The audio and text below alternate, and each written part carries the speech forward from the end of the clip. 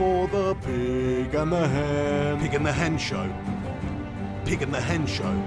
It's time now for the Pig and the Hen Show. Pig and the Hen Show. Pig and the Hen Show. It's time now for the Pig and the Hen. Pig and the Hen Show. Pig and the Hen Show. It's time now for the Pig and the Hen Show. Pig and the Hen Show. Pig and the Hen Show. Boom Chanka, how's it going everybody? It's the Flying Pig here on the Pig and the Hen Show, joined by the one, the only Henry Hotspur. How's it going?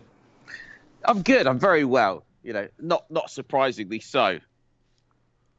Oh, right, okay. Fair enough, straight into that. Why is that then, Henry? Well, we don't need to go into that, you know. No, fair play. How's your week been, all right? Yeah, good. You know, what, personally you mean, or in terms of football? Just in general, yeah, all good. Just in general, yeah, same old, you know, just look forward to the Pig and the Hen. This is what I live for these days, you know. Nice one, legend. Well, Henry joins me today from Guangzhou, China. Did I say that all right? Yeah, that was all right. Yeah, that'll do. So, yeah, he's speaking to me from China here. Thanks for the commitment, mate. We've got a lot to discuss in terms of the footballing world this week. Hopefully not too much to be honest with you, Henry, you say, you know, you're living for this show and you're looking forward to it. In this particular moment, I'm not really looking forward to doing this show, mate, to be honest, mate. Why not? Well, just simply because United are absolutely gash at the moment. Spurs are above United again. You're going to be in Super Spurs, Jose Mourinho smug mode for the entire freaking episode. I don't know. I'm depressed I'm about not. freaking Solskjaer and United, and it's just a bloody nightmare. So, yeah. I'm not going to be like that. To it. I'm not going to be like that. You know, there's no need for it. You know, I'm as nervous as you, in fairness, because, you know, end of the day, you know, if we lose with Jose at the helm to Manchester United, let's say it's a random drubbing, somehow you beat us 4-0 or something silly, you know, how am I going to show my face on the show again?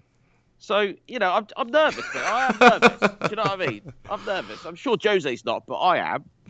No, I bet Jose's, you know, really looking forward to this one, trying to get one back on United. But at the same time, I'm sure he will be nervous because it's even more pressure on him and Spurs, and if he doesn't win this game. So, yeah, I hear what you're saying. But, I mean, if you're looking at the form and the sort of impact Jose's had, I know it's only been a few games, but he's won them all. Sure, they've conceded a few goals, but they've scored more than the opposition and everyone. They've won the games. So he's done, at the moment, 100% good job. You have to say that. Solskjaer, on the other hand, we are struggling at the moment. Our form's not great. At the weekend, you know, we've had an abysmal performance against Aston Villa, and you know, we got a point from it. Shocking result, needed the win. If we'd have got that win, we'd have actually gone into 5th place in the table, above Spurs. So, you know, it's not like we're miles behind those sorts of teams going for those spots. But in terms of form, in terms of quality football, in terms of beating the teams you're expected to beat, United and Solskjaer have been freaking struggling. Well, this is it. I mean, I actually did listen to your rant for the game the other day. You know, I don't always listen to everything that the Pig comes out with. I wouldn't have time because it puts out so much bullshit content. That's not bullshit. That's harsh. It's great stuff. But you know, I did listen to that because I thought not because I wanted to make myself feel better because United are not doing well. I just thought I genuinely wanted to listen to what your thoughts were on that game. You know, having watched part of the game myself. I have to be honest, I completely agreed with everything you said. I mean, little things like Pereira starting in the centre of the park with Fred. It just made absolutely no sense to me whatsoever. I fully agree, and I wouldn't be surprised if we saw that same midfield pairing tonight. As crazy as that is. I mean, you know, Pereira's not... Pereira's been dropped. Right. From what I've seen, I don't think he's playing. I think you're starting with Twanzebe. Is that right? Is that his name? Yeah, but we don't actually know this, right? Well, we don't know it until for sure, an hour before kickoff. This is what's been reported in the media, that Pereira is actually being dropped for the game. You're getting Twanzebe in there, I guess, up, you know, with Fred in the centre of the park. Twanzebe in the midfield, yeah? That is mental. But fair enough. I mean, I've been very impressed with what I mean, it's probably better than putting a player like Pereira there, who, let's face it, is not the most physical. He's not really the most defensive player. So it didn't take long for that plan to be exposed against Aston Villa, where Pereira was at fault for the Jack Grealish goal. He's trying to defend. He's not really that great at defending. Jack Grealish turned him inside out and stuck in the back of the net. Is that really his fault? Not overly, because he's not a defensive-minded player. He shouldn't be in that position. You should be putting a defensive midfielder there. Like you say, I mean, Twanzebe's obviously played at centre-back. I know he can play there. So maybe that is actually a decent option. Plus, he's a big physical unit. He seems comfortable on the ball. You need one creative sort of minded midfielder there, both who can defend, in my opinion, if you're going to play 4-2-3-1, but also, a really good stopper, a defensive player, somebody who can read the game, get in the right positions, intercept, all that good stuff. And Pereira is not that man. So, yeah, Solskjaer got that completely wrong. There was other instances and tactics in the game that I was questioning, like the support from Manchester United getting forward. We've got, I felt bad for Daniel James because he's going down the right, absolutely tearing them open and getting the balls in, but nobody's actually in the box waiting for it. So there's a lot of problems tactically that were on display against Aston Villa at the weekend. Spurs, I mean, I've only seen a few highlights and stuff. I'm guessing you watched the Spurs Bournemouth game, yeah? We haven't played. Oh, sorry, we did play Bournemouth. Yes. It's been a haze, hasn't it? It's been an absolute dream. I didn't even realise that was reality. But yes, of course, we absolutely destroyed them 3 goals, and yes, we let in a couple of goals right at the end of the game, where there was a beautiful set piece by Harry Wilson. There's nothing you can do about that. You've got a set piece there. It's in a good position to be put away, and Harry Wilson steps up, and he no keeper would have saved that in the world. Sometimes in football, if a free kick's taken in the right way, it's just going to be a goal. And that's exactly what happened. For the second goal, a little bit of individual error, and that happens. But, one thing to highlight is this has happened for all of our games so far, including the Champions League game where we actually went 2 goals down to begin with. We're looking at errors. And you look at the 2 Premier League games that we've played, we've won them both 3-2. That was West Ham and Bournemouth. And we started the game dominating, and then started to tire and making mistakes right at the end. But who cares? I don't care. We're getting the points in. That's the important thing. Similar sort of defensive frailty shown, though. But like you say, if you're scoring more goals than the opposition, it doesn't really matter. But it does also mean that Tottenham's defence is there to be had at times. And if United do perform well tonight, get at them and actually attack well, then they could score some goals, which is obviously a key factor. I just want to shout out to everybody who's stopping by for this week's edition of the Pig of the Hen Show. Thanks for stopping by live. Do us a favour if you are in here. I can see there's a bunch of you legends already in here. Smash a cheeky little like on it. If you're new, subscribe and all that good stuff. Just a comment here and a few shout-outs. Voodoo Chili 333 comments. Pig, is Martial playing? If he's injured, Martial should be Melter of the Week. From what I've heard, I don't think Martial is playing tonight. We shall see. I mean, I think he has picked up some sort of a knock, so I don't think he's actually playing, but that's just from what I've heard. Big D comments, Tony is out, so it's been reported that Tony Martial is probably not playing the game tonight, which is a big shame, and it's a big loss because he is our number 9 striker up there. But what I must say, in the game against Aston Villa, he was garbage. He's been a bit hit or miss, to be fair, recently. I want him to be that Thierry Henry. I want him to be that goal scorer for us. But he's never going to be that level of goal scorer like a Ruud van Nistelrooy or an RVP. I don't know. I mean, he's still reasonably young, but from what I've seen from him, he's just not quite that clinical enough. His movement's not great enough. Sometimes it is, but like in that game at the weekend, he was poor. So we shall see what happens. I mean, are you happy about that if Martial's not playing, Hen?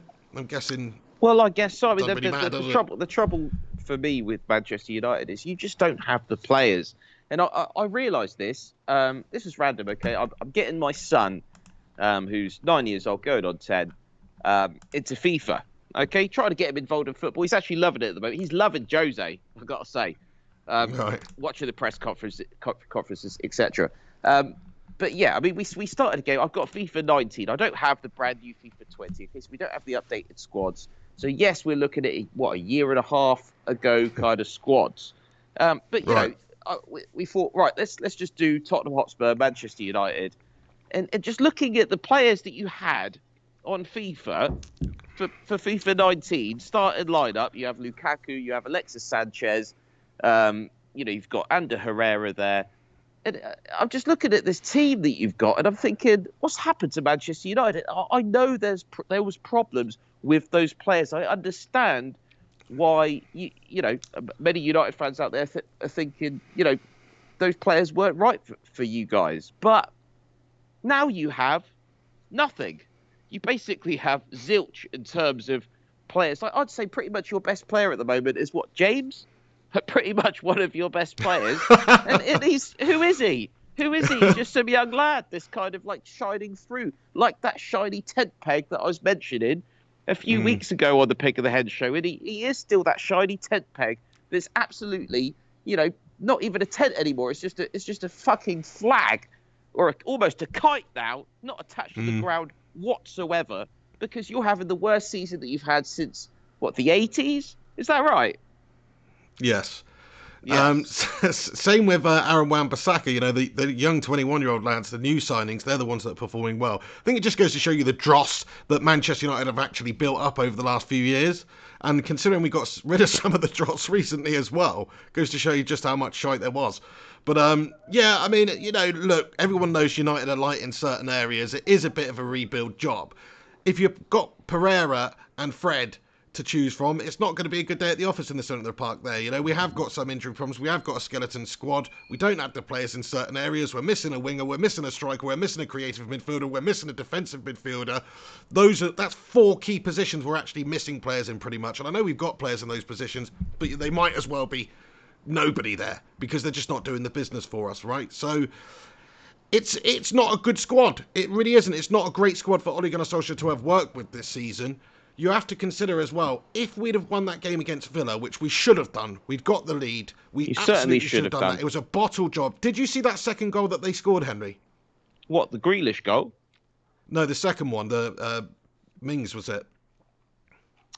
Anyway, there's a little chip over the top, and there was literally 5 Aston Villa players just on their own in space, all onside, pretty much all onside. And nobody's marking them. It's like we just had a little pocket of defending going on over here. Villa's players are split over here. Nobody's defended this part of them. It was really bizarre. It was like there was 2 zones of players, and he just chipped it over and passed it to his bunch of teammates, and one of them stuck it in the back of the net. It was absolutely disgraceful defending. So, everything's going wrong defensively. It's a nightmare. We've got to improve. Players like Harry Maguire have to step up. Players like Lindelof have to step up big time. In fact, Lindelof I don't think should even be anywhere near the first team from what I've seen. Just not good enough. I know he scored that goal and it was a great header, but defensively he's all over the shop this season for us. So I don't even think I'd rather Twanzebe got put in there.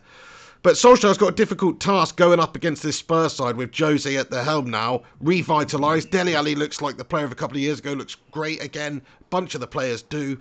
It's a very difficult challenge. And with the squad we've got, with the poor midfield and all that business, it's going to be a nightmare at the office, I think, tonight. This is why I'm nervous about it, because everything's pointing towards a Spurs victory here. We should be winning. And if a team like Aston Villa, right in the bottom half, fighting to survive in the Premier League, they got a bit of grit about them, in all fairness. But it's Aston Villa. Okay, they go to Old Trafford. There's no fear there, and they're getting 2-2. Now we're talking about Tottenham Hotspur. You look at the squad that we have. You look at the results that we've been having recently. We should be winning that game. Yeah, it's crazy to think that Tottenham Hotspur are going to Manchester United, and I'm looking at it, and I'm trying to look at it from a neutral's perspective, and we should be winning that game. We certainly should not be losing that game.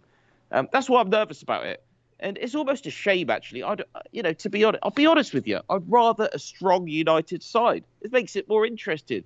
I wish that you were the favourites. I'm not used to going to Old Trafford and thinking we should be winning here. It doesn't feel right. It doesn't sit with me well.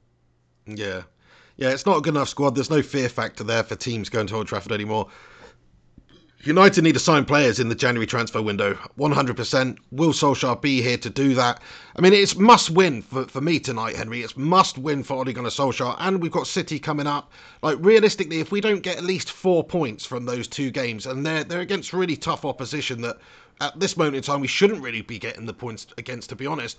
But if we don't get the 4 points, I can just see the pressure mounting to the point where Solskjaer is absolutely sacked as manager of Manchester United, because those 2 games, they're huge games. If he wins both those games, he'll be right back up there. He'll be right back up there, and everyone's beliefs and thoughts and all that sort of thing, everyone will be behind him again. That's how fickle football is. But if he doesn't win those 2 games, let's say we get drubbed tonight and we get drubbed again against City, it's like, that might just be it for Ole Gunnar Solskjaer. So tonight, this is such a must-win game for not just Manchester United to get us back on track, but for Ole Gunnar Solskjaer as well. It's a ridiculous game. Would you disagree with that? It's a big. The trouble with this game is everybody's going to be talking about it because it's Jose returning. It just adds that extra level of media attention, and it's kind of. In all honesty, it's unwanted attention for Manchester United right now. You just don't need that drama. I mean, hopefully for you guys, from a Manchester United point of view, that it might be exactly what you're looking for if you can get the win. If you can get the win, if you can beat Tottenham Hotspur and look decent somehow, brilliant for Manchester United. But that's an if, but, and maybe, absolutely. Yeah, it's a big maybe. And if what we're hearing is correct about Anthony Martial being out of the game, it's like, where are our goals actually going to come from? Are we going to have to put Mason Greenwood up there? What are you going to start with, Mason Greenwood? Are you going to put? I'd like to see Mason Greenwood up there. I know it's a bit of a crazy game to stick him in there against Spurs. It's very, very difficult, but he's shown a lot of natural instinct. Crazy. He's shown a lot of a natural instinct and finishing ability. If the ball falls to him in the right place, he could just stick it in the back of the net. Rashford out wide, he can cause problems, no doubt about it. James, pace for days, will absolutely cause problems. So, I'm expecting Fred, and then Maguire, and it's got to be Lindelof. See, I don't know if Twanzini's going to play in the centre of the park there, mate. To be honest, I mean, I maybe, but it's a bit of a bold move to do that because he's not really played in there at all this season. Fair play if he does do that. It might be the recipe that we're looking for, but I don't know if he would do that. Let's see how Solskjaer manages it, because this is a big game for him to show his managerial chops. If he selects, Pereira and Fred again in the centre of the park there, he's a bit of a twat, don't you? He's a freaking bit of a twat when he's selecting Fred and Pereira in the centre of the park again. So if he does that tonight, I'm going to be like, what are you doing, Solskjaer, honestly? So I hope he does something like that. I hope he does just something different, maybe give it to one of the younger lads like Ghana or someone, just chuck him in there, you never know. It's not going to be any worse, I don't think. So we'll see how he does. That's the biggest thing. How does he manage this game? How does he approach this game? Does he get it right? Does he get it wrong? It has massive implications for his job at United and the course of the rest of the season as well. Just want to give a few more shout-outs to everyone tuning in. Thanks for stopping by. There's a bunch of you in here today, so thanks for being in here. Do smash a cheeky little like on the video if you are in here. Archie, Connor Watt, Venom, Stefan Herringtonio, Voodoo Chili, Aaron Thrax, Alex Rudd with a cheeky little super chat. Great to see you in here, the Runnernator. He commented and says, hope it's a draw, with a cheeky little smiley face. Thanks, Alex. Yeah, I mean, I bet you do hope it's a draw, to be fair. Obviously being a Gooner, but I mean, that wouldn't be the most terrible result for either of the sides at the moment. I don't think going there. Jose will take a draw at Old Trafford all day long right now, I'm sure. Mm-hmm. Yeah, I'd take the draw now. I would. And I think maybe Solskjaer will take the draw now. Regardless of your issues there, regardless of your problems in your weak team and your weak manager, I'd still take the draw. I mean, I say you take the draw, but it is sort of must win for United, so we do have to really go for it. Griffo Chaz, how you doing? Says, just woke up. Hey, the life of a student, mate. Hey, how's it going? Thanks for stopping by. Eddie Pierce, Glyn Pansky, Masood, Eddie Otto, and everybody else who's tuning in. Alex as well. Alex the Rinconator comments, can't stay long today for work. Come on, United. Thank you very much, Rincon, for your super chat there, mate.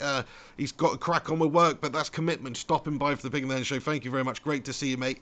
Come on, United. Hopefully we can do it tonight. That probably means you're not able to watch the game. I'll tell you something which is cool, actually, Hen. This game's on Amazon tonight, isn't it? Amazon Prime are showing this one. I think it's the first United game they've shown this season, so, it's pretty good. I like that. I like that. It's like this game against Aston Villa was not televised the other day, and there's been about 4 or 5 matches that I've done watch-alongs for this season already that have not been televised at all in the UK.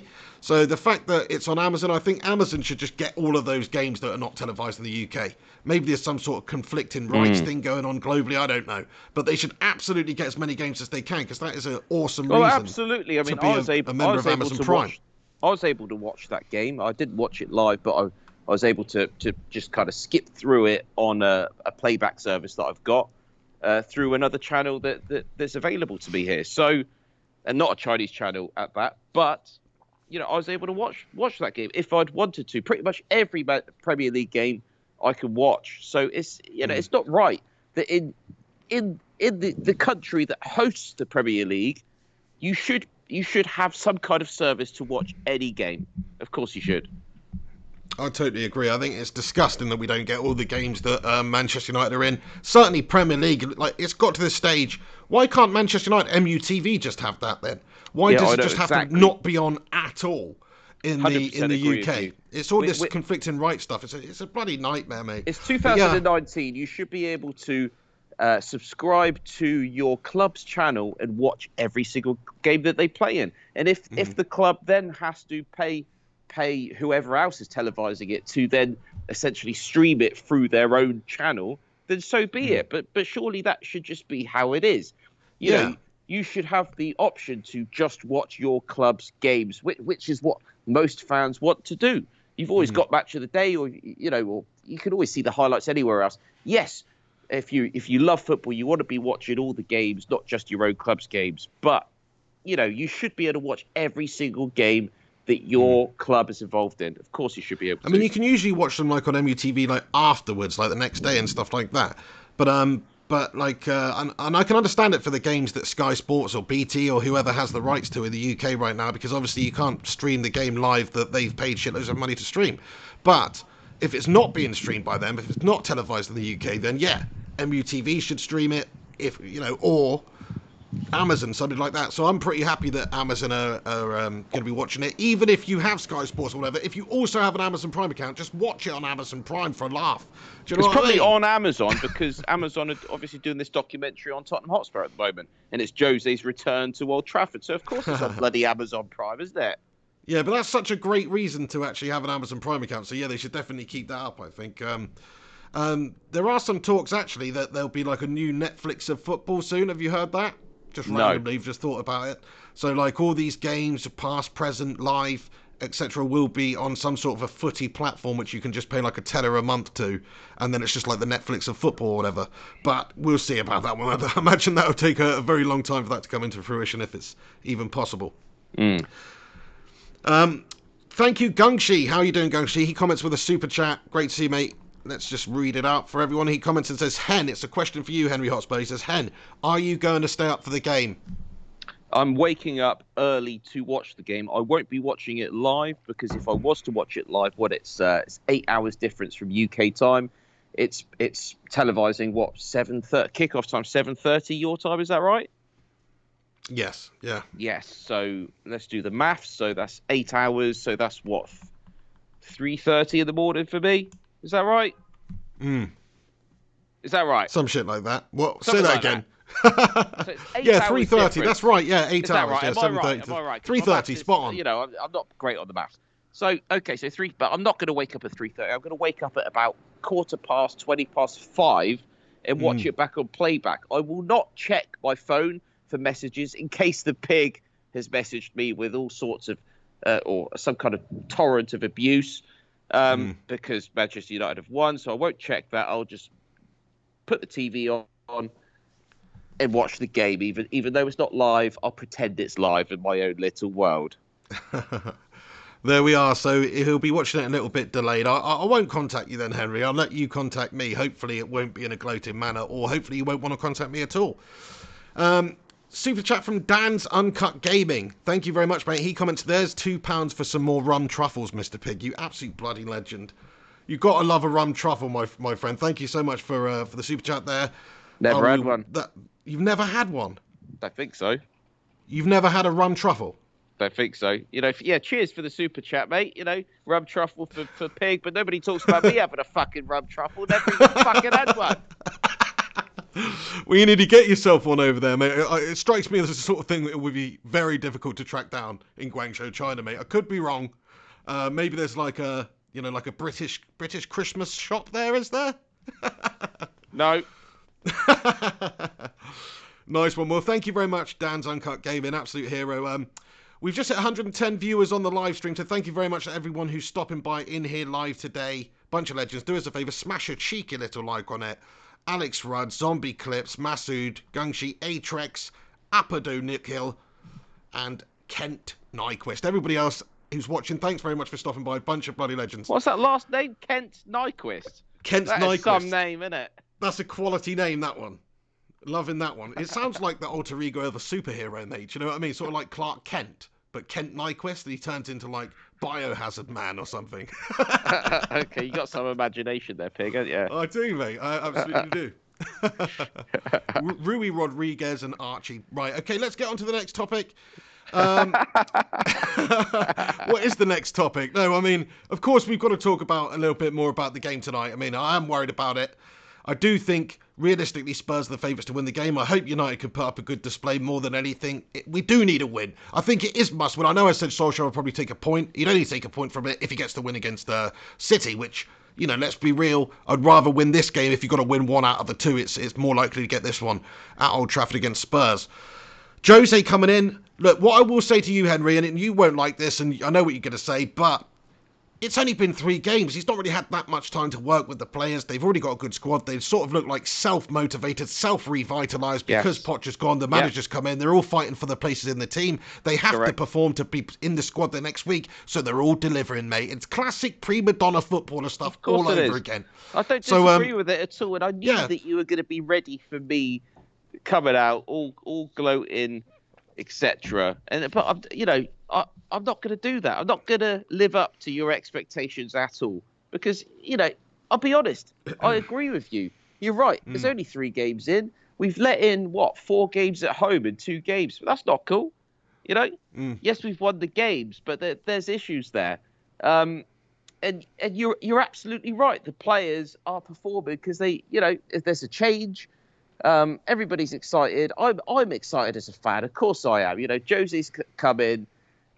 His track record, it's, the trophies, etc. I don't want to just go on and on about it because everybody knows exactly what Jose's about. What I can say is there's something about that man that encapsulates your thoughts. Like, I'm watching every single press conference. Steady on, mate. Well, you're having constant daydreams about Jose. Is that what you're telling everyone? You say that, but I watch encapsulating your everyday thoughts. I watch his press conferences on YouTube, right? And I look through the comments, and there's a handful of comments, if not hundreds of comments, literally just saying, I come here because of Jose. I'm watching this because of Jose. Everything that comes out of Jose's mouth is shit on a golden platter, essentially. It's I just, there's so much love for the man, and I understand why. But it always, of course, as a Spurs fan, nothing. It doesn't matter what manager we've got. It doesn't matter what players we've got. There's this Spurs fan mentality of always being cautious, always worrying, as I do in life, and that's how I am right now. I'm scared. I'm scared that it's all gonna not go right. But I hope to hell it does. Well, I'm glad I'm not the only one then, mate. I mean, it's just bloody awful, isn't it, mate? We're down in 9th for the league. Solskjaer, the baby-faced assassin, a complete legend of the club, ex-footballer, obviously, legend from his footballing days. Not as a manager, of course, but that's it. We all want it to go right for him, but the problem is it's just not going right for him at the moment. And at this moment in time, one of the worst games we could have, I think, is playing Jose Mourinho, because he's just come off being a United manager. He knows about all of these players. He knows all their weaknesses. He knows all their positives. He does actually know quite a lot of stuff about Man United's players, so that's terrible. He's got like an inside look at Manchester United squad, which means that if he's got an advantage, I think, because Solskjaer doesn't have that with Spurs. Solskjaer doesn't know the foibles and the ins and outs of all the players of the Spurs squad. Okay, we can watch footage and we know the games, but Jose's trained and worked with these players for almost 3 years, 2.5 years. So he's got a bit of an upper hand, I think, on this So game, true. and that worries me. Like he knows, oh, okay, maybe we should just, if Luke Shaw's playing, target that prick. Do you know what I mean? If Well, that's stuff like that, yeah. And he's got an advantage, I think. So I think that's terrible for United at the moment to have somebody come in of Jose's ilk with a squad like Spurs. Okay, they've not been doing great this season, but since Jose's come in, they've done great. To have him come into Old Trafford at this moment in time with an upper hand of knowing all these players in and out, it really, really doesn't fill me with confidence, mate. So there's a couple of things that I will say about Tottenham. I won't go on about it, but it's not just the fact that the players have had a kick up the arse thinking that they need to perform. Jose has done certain things that I've noticed. Okay, there's a couple of massive points here. Number one, Serge Aurier. Okay, he was almost going to be my nutbag of note, but he's not. He's not my nutbag of note this week because I don't want to make it all Tottenham Hotspur, but he's my Tottenham nutbag of note because Jose has realised what the issue is with Serge Aurier. Serge Aurier is not a great defender. Never has been. He's always getting red card, or he picks up cards. He doesn't know how to challenge. He's not a great defender. Suddenly, he's playing the best football that I've ever seen in a Tottenham Hotspur shirt, because Jose's realised that he's actually telling Serge to attack. He's got free reign. So what we've got is, yes, we've got a back four, but what you see, and especially when now that Ben Davies is out injured, we've got it looks like he's going to go with Vertonghen at left back, Alderweireld and Sanchez. So you've kind of almost got a back three that slot into position whilst Serge is running forward. Okay. He assisted the other day. He's working fantastic with Sissoko on that Bournemouth game. He's delivering the crosses in for Dele Alli, and it's really working. Serge Aurier is our most transformed player after 3 games under Jose Mourinho. Not Dele Alli, not Dele. I think he's looked pretty special and been influencing games again. Yes, but Dele's always had it. It's just, great players have their ups and downs. He's still young. He's 23 years old. He's experienced a lot, in terms of Champions League opportunities, in terms of opportunities for England. At 23 years old, he's been there and done it. So at his age, he's got the massive potential to be one of the better, if not best, players of the world. Dele Alli is a true talent, undeniably. All Jose's done with Dele Alli is said, look, I'm not actually going to stick you in a fixed position anymore. What I want you to do is just do what you want to do up front. Concentrate on assisting Harry Kane. And that's what he's got down to a T at the moment. It's Dele Alli assisting Harry Kane. That's what we've got going there. But for me, that is not the highlight of what Jose's done. The highlight of what Jose's done is actually sorting out the defence so that Serge Aurier actually has a certain role now where he's bombing up that right flank. And you just watch it. You watch it against Manchester United, and hopefully we'll see this. We'll see this, whether you're a United fan or a Spurs fan or a neutral, you'll see what I'm talking about, where you'll see what Jose has actually done. And that is definitely Jose. That is not just the players doing what they want to do or just having a random improvement because of a manager change. That is a tactical thing. So that's number one. Okay. Number two, what Jose's done is introduced decent long balls. Okay, and I know Alex Rincon had something to say about this the other day on a comment, and I respect his opinion. There are long balls now coming into Tottenham Hotspur's game. Lots of long balls, okay? Yeah. but for me, I have absolutely no problem with that at all, because bottom line, if you're doing long balls that work and you're doing short pass and play that works, and you combine all of it, then that is the perfect football. For me, you shouldn't be a team that can only play the game in a certain way. You should be able to do everything, and you should be able to do everything at its best. Okay, and I'm not saying we're there yet, but suddenly you're seeing long balls going up to Harry Kane. Harry Kane is a tower of a man. He's arguably one of the best strikers in the world. Okay, we've got the height there. We've got the type of players that can deliver long balls. And Jose's probably actually said to the guys, look, let's actually put some balls in. Let's not think that we have to just play the beautiful game continuously. Let's just mix it up a little bit. And I've definitely seen that statistically. And Rincon was right with the statistics. Yes, the long balls have come in, but it's working. We're getting goals from it where we weren't getting goals before. We were stagnating. So those are the two main reasons why I'm so happy with Jose's impact. That's what I've seen for 3 games. Yes, I think you're right there as well. Like, it is quite limiting playing one certain way. Like you say, like a Pep Guardiola type of football. Sometimes you come up against a team like like Liverpool seem to have their way with them, who press really high up and play really direct, and they really cause a lot of problems with the skillful players they've got against City. And I think it definitely helps. Like if I look at the Fergie teams back in the day, sometimes they play tiki-taka stuff. Sometimes they're playing long ball direct stuff. Sometimes they're playing get it to Becks and whip a ball in from a wide position all the time. This is what I mean. It's a mixed variation of the game. So I completely agree with you on that one, mate. To be fair, oops. Yes, we've just got another cheeky super chat here from Alex Rudd. Thank you very much. He says, as much as I hate Spurs. Sorry, as much as I hate it, Spurs are the right team for Jose. So he thinks that it's a good fit for Jose Mourinho. They've got the right squad there. They've got the right physical players there. I agree with you, Alex. I think right now they've already got the perfect squad for Jose Mourinho. Sure, he can sign 1 or 2 players that he wants just to add a bit of competition and add a bit of depth that he wants. But he's already got the players that he actually needs there. Which sort of leads me on to just what I wanted to talk about. I saw some stuff in the papers today bringing it up again about Christian Eriksen potentially coming to Manchester United in January.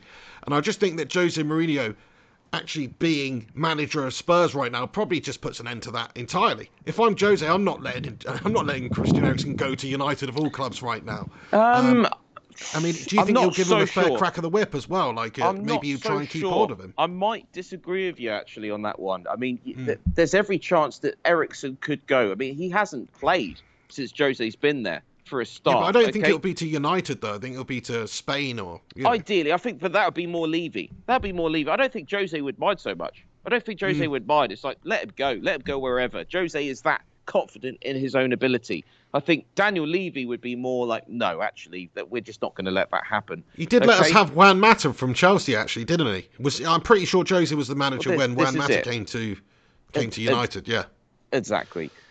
So I mean, a player like Christian Eriksen, he's a great player, undeniably. But the fact is, he's not playing for Jose at the moment. Disregard what he says in the press conferences. He's had a chat with Eriksen. It's all good. He's a professional. That's all true. But I don't think Eriksen is in Mourinho's long-term plans until Christian actually says, do you know what? I want to stay at Tottenham. I want to sign a contract and I want to be involved in this new Mourinho era. That's what it comes down to. And in all fairness to Jose, that is exactly the right way to be managing the situation. Have a chat with the lad. Say, look, this is how it is. You're not 100% committed. I get that. That's fair enough. I'll have you on the bench. You might come on here and there, but you're not going to be in my long-term plans. But if you do think, actually, I want to be involved, come and have a chat with me. And I think that's what Jose's probably said to the guy. And there's nothing better than could have been said that could have been said in the situation that we see ourselves on. Fair play, Henry. I just want to read these couple of comments out here. Alex Rinconator comments. He's got a comment for you, basically, Henry. He says Spurs are playing long. On me. Alex hates me. You know what I mean? Almost instead of preparing for the pick of the hen show, I'm almost preparing for the call-in from Alex when he's going to phone in. It's probably because a year ago you were absolutely slating Jose, and now you're absolutely loving him.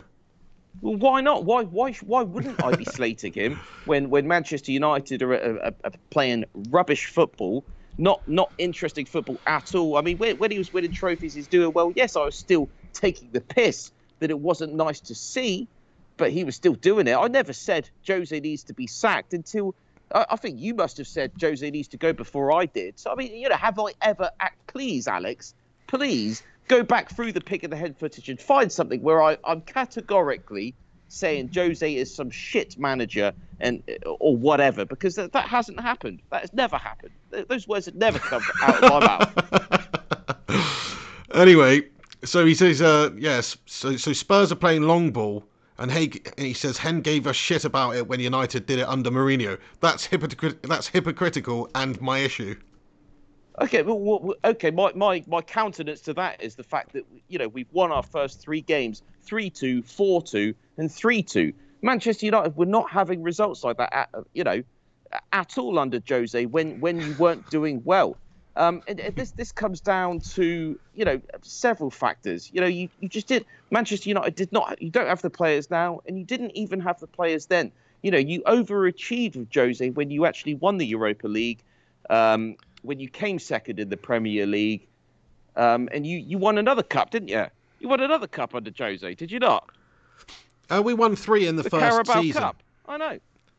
Yeah, so, we won 3 in the first season. You won 3 trophies playing dog turd football.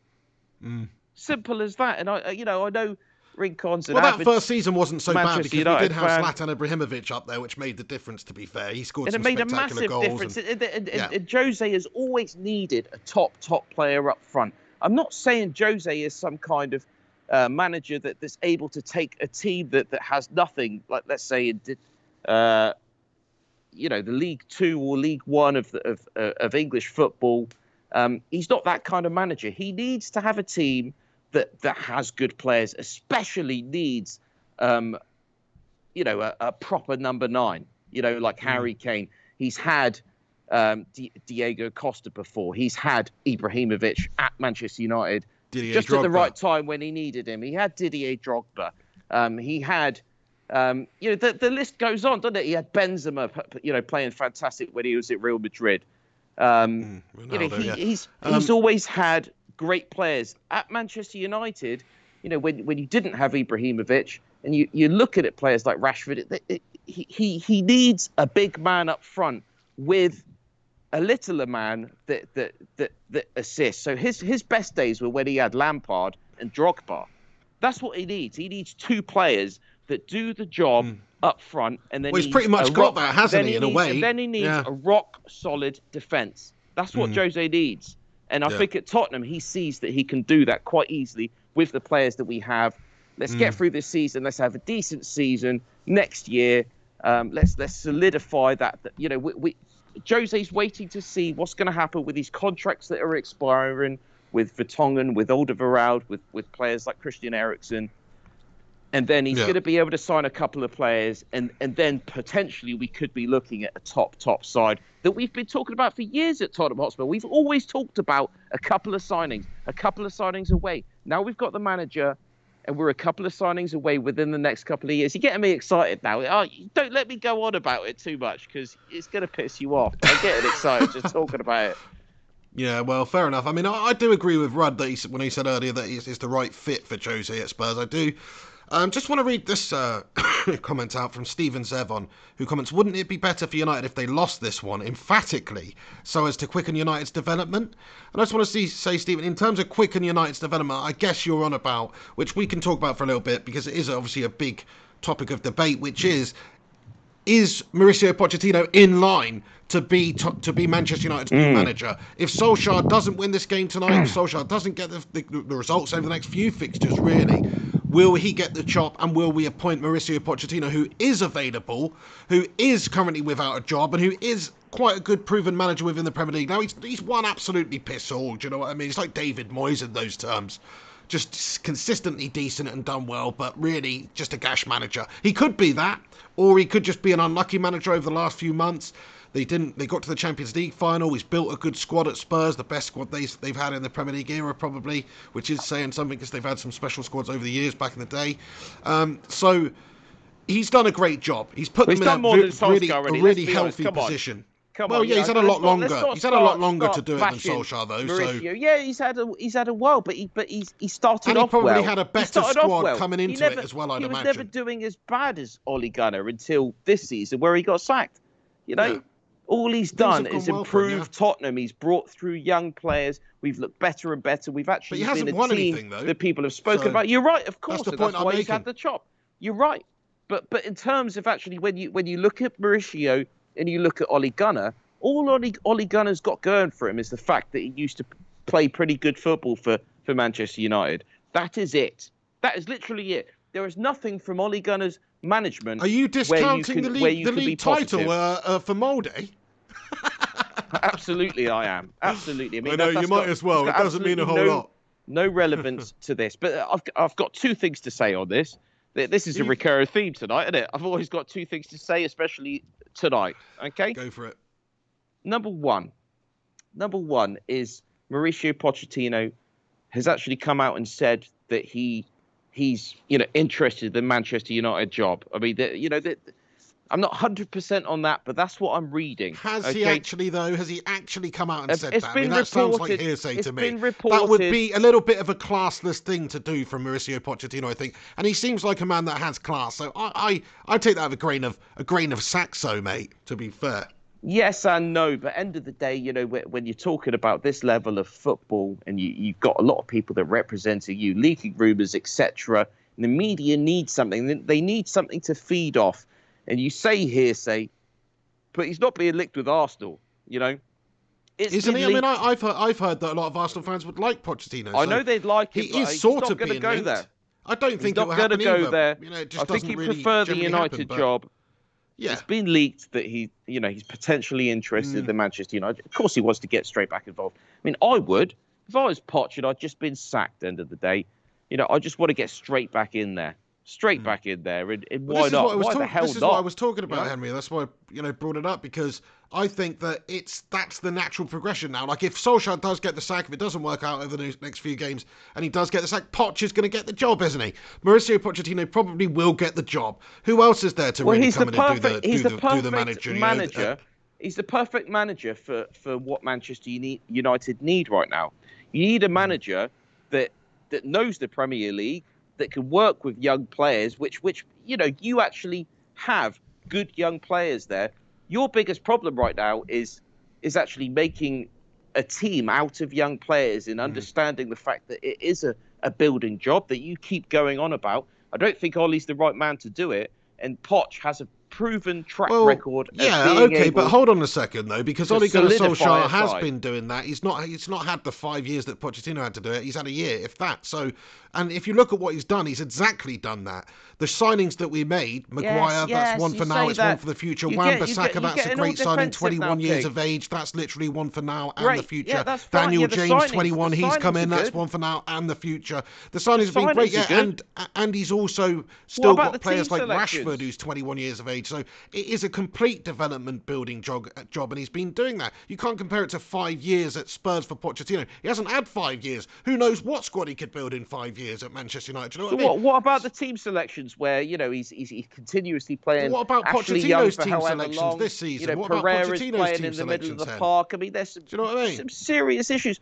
Pochettino, what's wrong with Pochettino's team selections? Go on. Well, I mean, he's obviously not getting the best out of the players from what you've been telling me, and obviously Jose's come in, he's playing Dele in his natural position and his natural role, he's got, why wasn't Poch doing that? Do you know what I mean? Why was Poch doing that a couple of years ago, and then he's just gone, do you know what? Don't fancy that. What's that all about? This is why I actually highlighted Serge Aurier as Jose's doing. Dele Alli for me is more the player than the manager, and I never said that's down to Jose. I didn't say that. You were the one that was almost putting words into my mouth, saying, "What about Dele Alli? Dele Alli's looking fantastic right now." Yeah, that's what you were saying. But that's what I'm saying though. Like Pochettino hasn't really been that impressive over the last few months, mate. All Mourinho said to Dele is, "Say, look, are you Dele's brother or are you Dele Alli?" He said that. Okay, easy to do. He should have said. He should have just said to Jose, "I'm Dele's brother." He wouldn't have been playing then.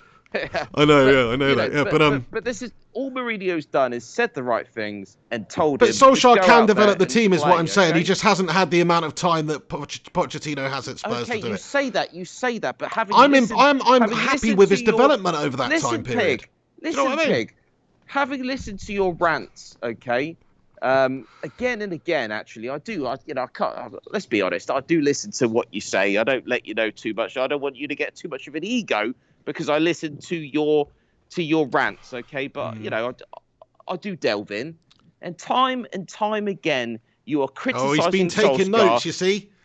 You're criticising Solskjaer because of his team selection, and it's just not good enough. It's not good enough. I mean, have I ever, in 5 years of Pochettino, have I ever stood here and seriously, continuously criticised Mauricio's team selection? No, I have not. It is a recurring theme. I've mentioned it before on the Pig in the Hen. This isn't just a knee-jerk reaction. I'm pretty sure you have. Here and there. Certain players here and there. Here and there, but for Solskjaer, it's pretty much every game. Or every other game. But ask yourself this though, Henry. He's got the players to choose from at Spurs. Ole Gunnar Solskjaer does not. If you've got if Pogba's injured, just listen to me for a second. If Pogba's injured and McTominay's injured, and you've only got young players like Garner and Levitt or Static, Twatic, Matic, who's bloody useless, or Fred and Pereira to choose from, what do you do then? So what do you do? Well, I certainly don't put Pereira in the middle of the park for a start. Okay, so you'd play Matic there then, who's bloody useless as well. Well, that's the conundrum that Ole Gunnar Solskjaer and Manchester United have at the moment. We don't have the players. I'd look at the young players. I'd look at the young players. I was buying into what you were telling me, and you were telling the rest of the Pig in the Head listeners, the Bacon and Egg Brigade. The fact Shout out Thomas Wolfe, by the way. Thomas Wolfe is the man who came up with the name. I found out. There we go. And that's why I mentioned it there. Shout out to that Thomas fan there. But bottom line, I completely agree with what you're saying on some of the material you're putting out there. The fact that you should be starting with these young players. If it doesn't work, who's really going to care right now? Because that's how bad Manchester United have been. You might as well just see how you get on. Just encourage the development of these youth players. Play them. Let's see what happens, rather than just going back to your same old bullshit, Jesse Lingard, etc. It just doesn't work. Playing Pereira out of position doesn't work. He hasn't even been your worst player this season. I think Pereira's decent on his day, but don't play him in his wrong position. What's that going to do to the lad? It's just going to destroy him, destroy his confidence. He shouldn't have to go through that playing next to Fred in the centre of midfield. That is not Pereira's position, and that is Ole's fault. That is all Ole's fault. Fair play. I mean, you make a great point. I mean, he could just give the game to Garner, or he could give it to Levitt, or one of the young lads that just hasn't had an opportunity, really. Guys. Like, he could do that. Yeah, got it. So, yeah. I just want to say, everybody who's tuning in on the show today, thanks for stopping by. Bunch you in here. Smash a like on it. Subscribe if you're new. All that good stuff. On the Pig and the Hen show, we do a football debate show. It's not really a debate. It turns into a debate. Sort of more like a mass debate, to be fair. Yeah, as I have more beers, that's what tends to happen. But I have not had a chance to get to my second point. And as my nicotine levels get lower and lower, I also get a little bit more ratty. But yeah, you're making a lot of points. You're talking a lot tonight, Hen. You're interjecting a lot. Do you know what I mean? I've got stuff to say. Yeah. So my point number one was, what was it? It was the fact that the fact was that Pochettino was. I've heard. It's hearsay, as you say, but he's possibly interested in the United job. That's interesting. My point number two, which nobody seems to be mentioning, but I've certainly looked into this, that there seems to be truth in the matter, that Poch was paid $12.5 million to end his job at Tottenham Hotspur. Okay, wow. But there is actually a clause in the contract, apparently, that if he is to go to another Premier League side before the end of this season, he has to give that £12.5 million back to Tottenham Hotspur. So I don't even know if that money is actually transferred into his account. Is 100% fact? This is something that I've heard. I'm not 100% sure if that is 100% accurate, but it's been reported in the media. Who knows? All I am is just a normal human being that reads up on this stuff. Okay, so I've never heard of a clause like that before, but fair enough. Well, I mean, it sounds very Daniel Levy to me. It wouldn't surprise me at all. It wouldn't surprise me at all, because it's easy to sign a manager just saying, like, just to let you know, if for whatever reason you leave or we ask you to leave in the middle of the season, we just don't want you to go to another Premier League side before the end of that season. You happy with that? You're still going to get your $12.5 million or whatever payout. if I was sitting there as Potter, I think, at the end of the day, what's the worst that's going to happen? I just have to wait a few months. I've still got 12.5 million in the bank. So yeah, he probably didn't envisage himself getting sacked in November either. So you think I probably won't have a long time to wait. Levy is a clever CUN whatever. You know what I mean? Yeah.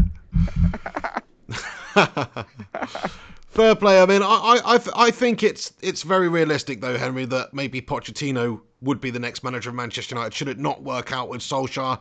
If he gets the sack at whatever point, whether it's at the end of the season, if Poch is available then, which, as you say, maybe he will be then, or maybe they've joined a team over in Spain, or maybe he'll join someone else, but if he's available then, he's got to be right up there in terms of on the list. But what I would say about that, you're right, it's good in terms of youth development and the way that he's built the squad over the years, and he did well at Southampton for a spell too, and at Tottenham, both in terms of building a good squad and bringing youth through and development and all that good stuff, which is what United need at the moment. So that would be good. But in terms of actually winning things with a good squad that he's built and had lots of time and years to work with and have a foundation and a brilliant set of players and some world-class players and the whole recipe that you need to be a success, and he's not been successful, that makes me think maybe he's just not cut out to be a winner. Maybe he just can't get over the line. Some people are like that. I think that's very harsh. But some managers are like that. That's very hard. So the difference between Pochettino and Klopp right now is what? Klopp won the Champions League and he got to a Champions League final. Okay, so he's got to that final position twice in the last couple of seasons. Now Liverpool are absolutely flying in the league. Okay, but other than that, is there so much difference? Yes, Klopp won with Dortmund back in the day. He won with Dortmund in Germany, but other than that, is there so much difference between Poch and Klopp, really? Well, I would say that there is, because Liverpool were like 11 points clear at the table at the moment, and Pochettino's been sacked for putting in a dismal display this season with Spurs. So there is a lot. There is a lot wrong. I understand that, but Klopp has just continued to progress. Next level. Champions League. Now they're going to win the league. They're just progressing. Whereas Pochettino's progressed to a point, and then he's regressed, mate. And then that's backwards. why he's been sacked. So that is the difference. Yeah, well, that's the difference between them. But he's still a hell of a lot better than Ole Gunnar Solskjaer is. He's not as good a manager as Jurgen Klopp. Sorry to say that. Jurgen Klopp's CV is way better. I didn't say he's as good as Jurgen Klopp. Point out that they're basically the same. At least you can kind of almost compare Pochettino to Klopp to a certain extent, whereas Ole Gunnar Solskjaer and Klopp, the different hemispheres, let alone different galaxies or universes, right there. But that's not what we were talking about. I mean, and also like Solskjaer for what the do you mean that's not what amount of time that he's had, like he hasn't had that. You can't compare him. How can you compare Solskjaer though to those guys? They've had 5 years in the job. They've had lots of time to build and develop a team. Solskjaer's had to come in and deal with, by the way, your shitty managers doing as well, signing some of the players that have not worked out. We've had to get rid of them to Syria. Yeah, your shitty manager, Jose Mourinho, mate, coming in there. Portuguese Mr. Bean. Doing as usual. You just wait. It won't be that long until Spurs turn into just classic Jose Mourinho dross. And I hope it happens again tonight, my friend. You just wait. Okay, you show your true colours now. I don't need to say anything. Well, those are my true colours, mate, but I'm just saying, you're so happy with your Jose Mourinho horrible at the helm. Tact coming out now. But Solskjaer's trying to deal with that guy's mess. Solskjaer's trying to deal with the fact that he spent so much money getting the likes of Sanchez and Lukaku and these guys in, and they didn't work out. We had to get rid of. Now we've rebuilding, and it's a whole development job. And sure, we're playing with young Daniel James as our best player and all this stuff. That's all Jose Mourinho, not just him. This is the trouble with Manchester United fans. You win 3 trophies and then suddenly it's a mess a season later. Okay, it wasn't working out. 2 seasons later. But come on, show the man a bit of respect. He won you trophies. He won us trophies in the first season. He did well in the first season. Has he not been the best manager for you this decade? Has he not been the best manager for Manchester United this decade? Not this decade, no, because Fergie was still in this decade, wasn't he? Apart from Fergie, in terms of what he's won, I mean, Louis van Gaal won the FA Cup and did get Champions League qualification. Yeah, Jose won the Europa League, but that's because we were in that competition. Like I don't. It's a Mickey Mouse treble, okay? But yeah, he still won a few things at United: League Cup, Community Shield, which he didn't get us in, and the Europa League. So fair play. But I wouldn't say he did a good job over his career at United. He did well in the first season. Classic Jose Mourinho. This is what he does. He goes in, he steadies the ship, he revitalises, he gets his tactics into everybody. Everyone feels great for a while, and then all of a sudden, he starts to throw his toys out of a problem. Stuff You goes Manchester wrong. United fans. It's true, though. You just wait. There'll be some you're bitter dribble like that coming out fat from him. kid in Charlie and the Chocolate Factory, and you just sat there under the fucking chocolate waterfall, and you got Talking about Augustus Gloop? Continuous. That's the man. You got continuous chocolate pouring in to your fucking, mouth and nostrils and every other orifice, and suddenly, you get Louis van Gaal that drops you a Turkish delight, and then you get Jose Mourinho that gives you a couple of Belgian truffles. I know, I'm getting this wrong with the countries, etc. But I'm just thinking of confectionery delights, okay? But you're just not appreciating it anymore because you're used to that constant stream. This is the problem with you guys. Yeah, well, Jose's an Oompa Loompa. Okay, that's all Jose is, mate. All right, or if he is in fact the ringleader there, he'd probably be like Johnny Depp's portrayal of Willy Wonka. Do you know what I mean? A little bit weird. Anyway, fair play, mate. We're never going to agree on this. You're happy with Jose. I'm happy we got rid of Jose in the end, to be fair. What you have to say is Jose is a quality manager. He's won a lot. His CV speaks for itself. The start he's had at Spurs is good. It's a tough fixture for United at the moment. And good luck to him. But I do think that Solskjaer hasn't had a lot of time to develop. And if you look at the stuff that he's done to try and develop the team, it's actually been good. It's actually been good. The players he's signed, the players he's given opportunities to, slowly bringing Greenwood through, etc.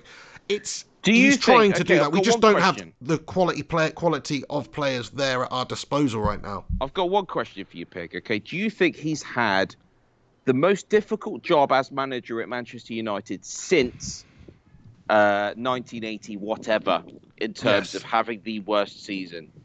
Do you think he's had the most difficult job? He's had the most difficult job. I mean, when Fergie... Since 1980... Okay, so when Fergie took over, obviously, it wasn't successful for a couple of years.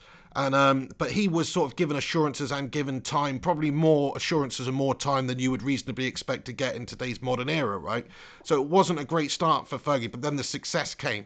Now, after that period, he's probably had the most difficult job because maybe David Moyes, because it's a champion-winning side. There's so much pressure to come in and try and get United to continue. That is difficult, but at the same time, we had a championship-winning side. It wasn't the best of squads, but it was good enough to win the league. So he underperformed. He didn't do a good enough job there. So but yeah, I'd say Solskjaer has had the most difficult job because of where United are, the level of the players we've got. We don't have an RVP. We don't have somebody like that. We don't have the Rios and the Vidic's that we used to. We just don't have these sorts of guys. So it's way more difficult for Solskjaer now because he does have to build that United team back up. He doesn't have a ready-made team to come into like Jose does at Spurs. He's got to actually build this team back up. And if you get one injury here, one injury there, then all of a sudden it's all exposed. And that's what it has been time and time again this season. Martial's potentially out again tonight. He's been out for a couple of months this season.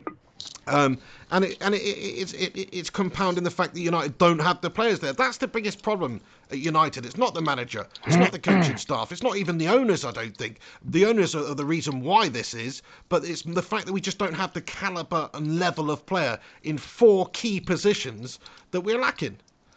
Are you pissing again, Hen? Hey, it's raining. Crikey. We don't want to see anything, Henry. Make sure you face the camera away. This is sickening. It's just raining over there, so he says. It's raining, mate. We've had so much sunshine. The rain's coming. I'm trying to find shelter right now. Crikey, mate. Anyway, right, okay. Anything to say finally on the whole Spurs versus United? What's your prediction for the game tonight, Henry? Score prediction. Oh, that's a tricky. I haven't even thought about that. I haven't thought about it. Okay, if I'm going to come up with a prediction, I'm going to go ahead and say I'm thinking 2-1 Tottenham Hotspur. That's what I'm thinking. I'm thinking it's going to be an interesting game. It wouldn't surprise me if United get the first goal. But yeah, I'm going to go with 2-1 Tottenham Hotspur. Fair play. I mean, I personally, I don't want to be pessimistic, and usually I'm like, oh yeah, we're going to smash them and all this stuff. But I really do think it's going to be difficult right now because Jose knows this United side in and out, as we discussed earlier. He's got a point to prove. He was sacked by United. He's coming in to Old Trafford. It's like it's the perfect storm. It could just be the perfect storm, this one, for them to smash us. And I don't think that's going to happen. I think United will give them a reasonable game, but I don't think we'll get the win. I think it'll probably finish 1-1, and maybe we'll get an early goal and Spurs will peg us back, something like that. Which is quite disappointing, but yeah, let us know what you guys think in the comment section of what you think the score will be. Lalu Pato comments his prediction is 2-0 to Spurs. There you go, pessimistic, mate. Everyone's pessimistic at the moment. We're not the favourites. There's no fear factor United. We don't have the squad there. Spurs under Jose revitalised. Dele Alli, Harry Kane. It's going to be a difficult night at the office, mate. I'm expecting a tighter game than what Tottenham has seen. You know, it's away from home. It's Manchester United. Jose is not going to go into this, guns blazing. He's going to have, I think, it's what, 4 games in now. You're going to see more of a Jose setup. Did you see, I just have to say, that this is not my nutbag of note, but another Tottenham nutbag we'll of get onto note. that in a moment. Other than Sergio Aurier is Moussa Sissoko, his first goal in 2 years. Did you see his goal? You didn't see it, did you? I don't think I saw it. You no. couldn't care less. You couldn't care less.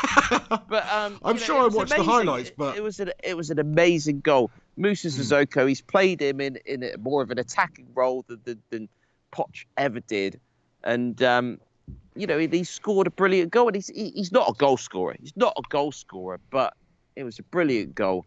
And this is the sort of Jose team we're going to see. We're going to see big, powerful, strong players playing in positions where it's not so much about the fact that they need to attack, because he knows he's got Dele Alli, he knows he's got Cade, and he knows he's got Son.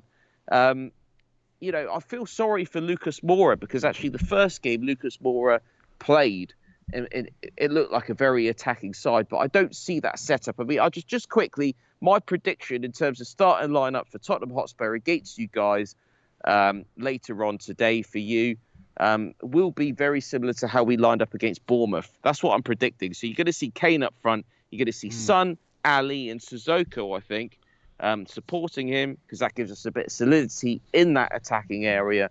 Then you're going to see Eric Dyer, because Jose seems to love Eric Dyer. Eric Dyer speaks Portuguese.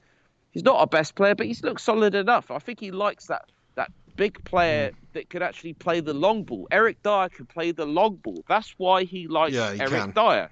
Okay, and then you might see Ndombele or Winks, one of those two. I think he likes Winks as well, so it might be Winks, and Ndombele might actually drop to the bench.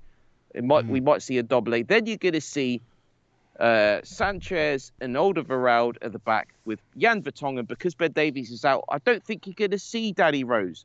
I think he's going to have that solid back four. Back three that I was talking about earlier. So you've got Vertonghen, you've got Alderweireld, you've got Sanchez, then you've got Aurier that's pushing up front. What's happening is Aurier is pushing up front, and then you've got probably Eric Dyer, the gent that he is, keeping an eye on things to solidify that back four. And that is really working for us right now. Fair play, yeah. I mean, it does sound a strong side. If it's all firing on all cylinders, it's going to be very difficult for United, especially when you look at what United sort of squad we could put out. I mean, I don't even know, like we say, Martial's probably injured for the game, so is he going to play Greenwood up top there? Will it be Rashford who gets the striking position in this game again, and then he mixes somebody else out there? Could we see Lingard play? I mean, there's lots of ifs and ands. Could we be playing Twanzebe and Fred in the centre of the park? Could we be playing Garner and Fred in the centre of the park? Could we be playing Pereira and Fred again in the centre of the park? That would be filth. I mean, it's difficult to choose a good squad from the team that we got. I suppose you've just got to go for Wan-Bissaka, Maguire, Lindelof or Twanzebe at centre-back with Brandon Williams on the left. And then I personally, the team I would like to see would be something like, I guess, Garner and Fred as the two holding midfielders there, which is not great. It's not great at all, but at least we're giving an opportunity to somebody else. I guess Pereira in front of them, and James out on the right, Rashford on the left, and Mason Greenwood up top. But I tell you something now, that's the team I would select, and it's a shit team. That team does not feel with confidence when you're going up against the likes of Kane and Ali on form and all these guys and Son Heung-min and these sorts of guys. I mean, it's not a great team, whichever way you look at it, with no Marcio on the side. But it's not, though. That's what I mean. It's difficult for us to get the win. It really is. We're outclassed in pretty much every position. You are. It's ridiculous. I mean, we have got such the better team. I mean, I don't think there's any player at Manchester United right now that would get straight into the Spurs side. Apart from possibly definitely David De Gea, because we've got Gazaniga in right now because Lloris is injured. Fair play to Gazaniga, he's doing an okay job, but De Gea is obviously a better keeper than him. Is De Gea a better keeper than Lloris? I mean, that's questionable in itself. Great. I think that he both is, a couple of great goalkeepers. Lloris is a great keeper, to be fair. But there's not much in it. So, I mean, is there a Manchester United player that I would want to see in the starting lineup going into this game? For once in my life, well, I can say absolutely no. A few weeks ago, that wouldn't have been the case, but a lot's changed. Like, even with people like Serge Aurier, you were slating him a few weeks ago when Poch was still there, and you would have taken Wan-Bissaka, but not now, obviously, because he's been doing well. It can all change very quickly in a short space of time. Same with Dele Alli. So. He's been useless, but Jose recently, would probably get the same out of someone like Wan-Bissaka. It's a similar kind of player, like an attacking, strong, physical, wing back essentially, which Wan-Bissaka is. I mean, I think he's more defensively sound, to be fair, Wan-Bissaka than anything else. I mean, he is decent going forward, but he is a better he's a blocker, he's a stopper, he's an interceptor. He's more of an all-rounder. More of an all-rounder. I mean, there's one player that I'd probably look at would be Marcus Rashford, because you just look at his goal scoring this season. I mean, it goes to show, even though United have not been looking good, and Rashford's not even playing in the striking position, he's been scoring the most goals for you. Bottom line, he's always there or thereabouts. So, I mean, you could possibly look at him instead of someone like Sissoko or Lucas Moura to come in and join that attacking force if you were going Plus, very he's got attacking. age on his side, doesn't he? Yeah, he's got age on his side, so that's probably another reason why you the might one player I'd look at, and that's it. Hey, I can't deny that, James. Maybe James. I'd like to have James in and amongst the team. I think he's a fantastic young player. Like, one thing I was going to do this season on my channel is do some sort of combined 11 videos for the big games. But there's no point doing it for this Spurs game, really, because I truly don't think, like you say, I think maybe one player gets in there. Are you doing a rap diss? No, I haven't had the time to do any of that stuff, so... No wonder. I mean, I'd struggle. I'd struggle. No, I mean, that's not the reason. I just haven't obviously, I know that. But I think you would struggle anyway. Regardless of anything else, I think you'd struggle to actually come up with some kind of song. I could have a good old diss about Jose Mourinho, that's for sure, mate. Do you know what I mean? Some of the stuff. Look, you're so happy and smug with it. Save it for I the just next can't wait, fixture. Henry. Look, I know you are above us, and I know you've got a better squad than us, and Joe's in there. I can't wait until you hate Jose, because the day will come. The day will come, whether it's 2 years from now, 6 months from now, whatever. The day will come where you want Jose Mourinho out of your club. As long as he's won us trophies by then, I'll take it. I don't think he will, mate. Why will he? Spurs don't win trophies, Why mate. wouldn't he? Because Spurs don't win trophies. Every single club he's been at. Yeah, but Spurs don't win trophies. And he's going to dislodge Liverpool? He's going to dislodge City? Nah, don't see it happening, mate. He's not going to get the better of those teams. Okay, you might win a League Cup then, fair enough, possibly, if the other teams don't give a shit about it. But I don't see him winning the League, and I don't see him winning the Champions League, which are the biggies. That's what the ones that matter. Okay, FA Cup's pretty cool as well, but it's not as much, doesn't mean as much as it used to, you know? I think he can win a Champions League with Tottenham Hotspur. Okay, then. And you laugh at that, but we got to the final last year. So how laughable is it, really? We're a finalist team. We're a team that got to the final, and now we've got a manager that has won the final I was going to say several times, but he has won it. Will you even be in it next year, though? Like, you've got to get top 4. I don't know if he's even capable of doing that the rest of this season. We shall see, but... I think we're right in the mix for top 4. We're 6 points behind Chelsea. It's still lots of games to go. Lots of games. There is, but I don't see them finishing top 4 now. Quick shout out to Leicester. Do you know what I mean? Bloody hell. They are a solid. They're a top team these days. Under Brendan Rodgers. I've got lots of nutbags of note this week. I am. Well, let's get onto the nutbag of note anyway, shall we? Are we gonna? Because we're actually almost an hour and 15 minutes in, and we did say we were going to stop this show around 3 p.m. and it's after half 2 now. We get away from ourselves, don't we? I know we get carried away, lads and lasses. We really do. We're going to try and squeeze a few, couple of calls in at the end as well. So we better crack on, Henry Hotspur. Right, okay, let me play the theme tune. This is a work in progress, by the way, lads and lasses. Like, I haven't mastered it. It needs editing down. It just sucks. But here we go. It's time for Nutbag of Note.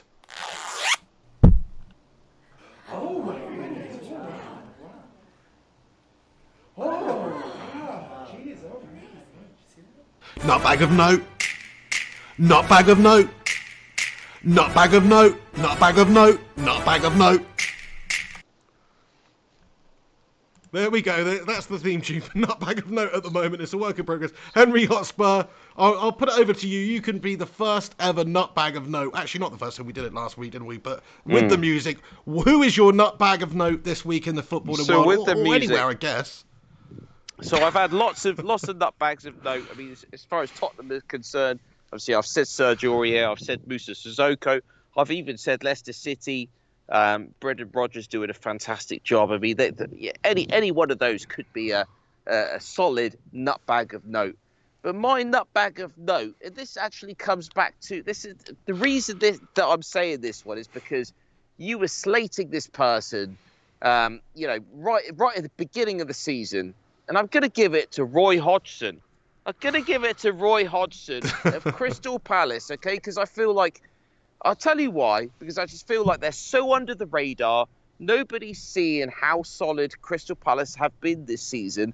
I've been watching them. Yes, they've lost to the top teams. Every time they come up against not a top team, they're winning or they're occasionally drawing. The other day they played against Eddie Howe's Bournemouth. And Eddie Howe's Bournemouth, I know they're not doing fantastic at the moment, but they're no pushover, you saw that against Tottenham Hotspur. They came right back into the game. And you look at a Crystal Palace side that's just had a player sent off. And I'm sorry, I can't remember who it was that was sent off now, but it was early in the game. Early in the game against the Bournemouth side. Yes, Crystal Palace are at home, but they go on to win that game 1-0, despite having 10 men. Okay?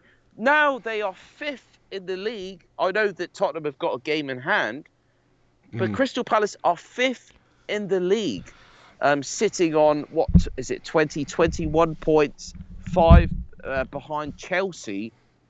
I mean, it's beggars belief. Who have they got? Who have they got apart from Zaha? Do you know what I mean? Well, I actually watched the Liverpool game from last week, and I must say that I thought, honestly, I did think Crystal Palace were the better team throughout and deserved more from the game. Exactly. They really gave Liverpool a good game, and obviously Liverpool are a great team. Zaha missed a sitter at the end of the game for the equaliser as well, but they got right at them. They had the way with them. I think they even outdid them for chances created and stuff like that.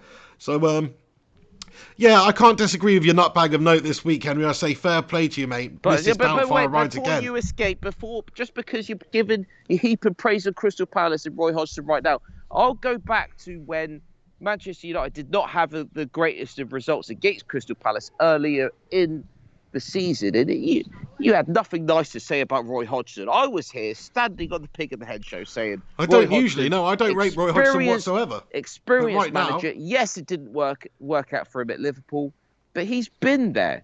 He is such an experienced manager. It's the whole England campaign that depresses me the most. Has he been relegated? I remember he did a great job with Fulham as well. To be fair, he got Fulham into Europe and got them to the Europa League final. Exactly. He did a great job with them. Not just that. Managing Switzerland back in the day. They were rock bottom. It was one of the best survival stories of the Premier League of all time. Was Roy Hodgson at Fulham. I've always respected the man. I think he's a fantastic manager, and he gets older and older. I did respect him. I did until the England calamity and the way he had us playing and how we just just limped out of that major tournament. It was disgusting. I forgive him for that. I forgive him for that because England have not really done well at all. I mean, apart from very recently, we got to a semi-final, but we haven't done well since what, 96? Essentially, it's not Roy Hodgson's fault. England have been a calamity for a couple of decades now. So you can't put that on Hodgson. Yes, he had a calamity, but right now he is my nutbag of note. Experienced manager. He's had his ups, he's had his downs. Right now, fair play to the man. He's stuck with it. He's got a strong character, has he not? Indeed. Fair play. That's Henry's nutbag of note this week then. I can't disagree with it. I personally don't rate him as a manager, but fair play. It's a good pick this week, Henry. Nutbag of note. I'm just going to play... We're not going to do this every week, but I'm just going to play the music again. Just to give you guys another little taste of this music, because there's a couple of comments in here. Somebody says... Eddie Otto comments, did I hear nuts? Did I hear nuts hit the ground after the unzip? LOL. Yes, you did, my friend. Griffo Chess says, this is a masterclass. Maximilian 7, Piggy Legend, thank you very much. Some people liking the nutbag music, some people not so much. Let's play it again for you lads and lasses, and then we'll get on to my nutbag of the note, and then we'll get on with the show. Thank you to everybody who's still tuning in and stopping by for us. So, time for my nutbag of the note. Roy Hodgson was Henry's. Here we go.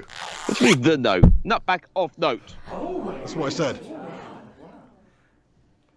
I said nutbag of note, mate. Nutbag of note. Nutbag of note. Nutbag of note. Nutbag of note. Nutbag of note. You totally No, I'm ruined sorry, the sorry, replay. but you did not just say that. You slipped Well, in okay, a well, but. can you not just let somebody slipped in a carry but. on? I mean, we've done this before, Henry, where you've accused me of saying something that I didn't say, and then you've No, gone did back say and it. sent me a message and said, You said sorry, nutbag you did of say that. the note, but that's not right. You've got to get it right on the show. Nutbag of note, yeah, okay. Anyway, we played the music. It was a disaster. Shouldn't have played it again. Lesson learned. My nutbag of note, look, I'm gonna give it to a player, and I suppose it's easy to give it to him because he performed well against us, but I'm actually gonna give it to Jack Grealish. I think he just put in a nutbag of a performance the other day against us. Like, let me just say my piece here. I think he really looked good. He's looked great all season long. He's doing the business, did the business in the last year in the Championship. He was a player that we were thinking maybe he could be that mould of player we should sign in the summer. We never did that. Can people step up from the Championship and do it? Well, players like Jack Grealish, players like Daniel James, they're proving that they absolutely can. Jack Grealish has been a breath of fresh air in the Premier League. Just the amount of fouls that he drew from our players, the ability to take a man on, and then he gets challenged, gets brought down because you cannot get the ball off him, you cannot stop him. He's taken for that the level of that goal that he scored as well. I know we made it easy for him. I know Pereira had a nightmare defensively there.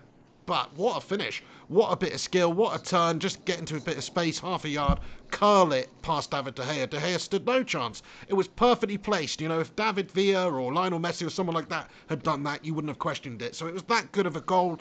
And I just think that his overall performance against Man United was brilliant. And he's a player that I would love to see Manchester United sign. He's a bit of a dick.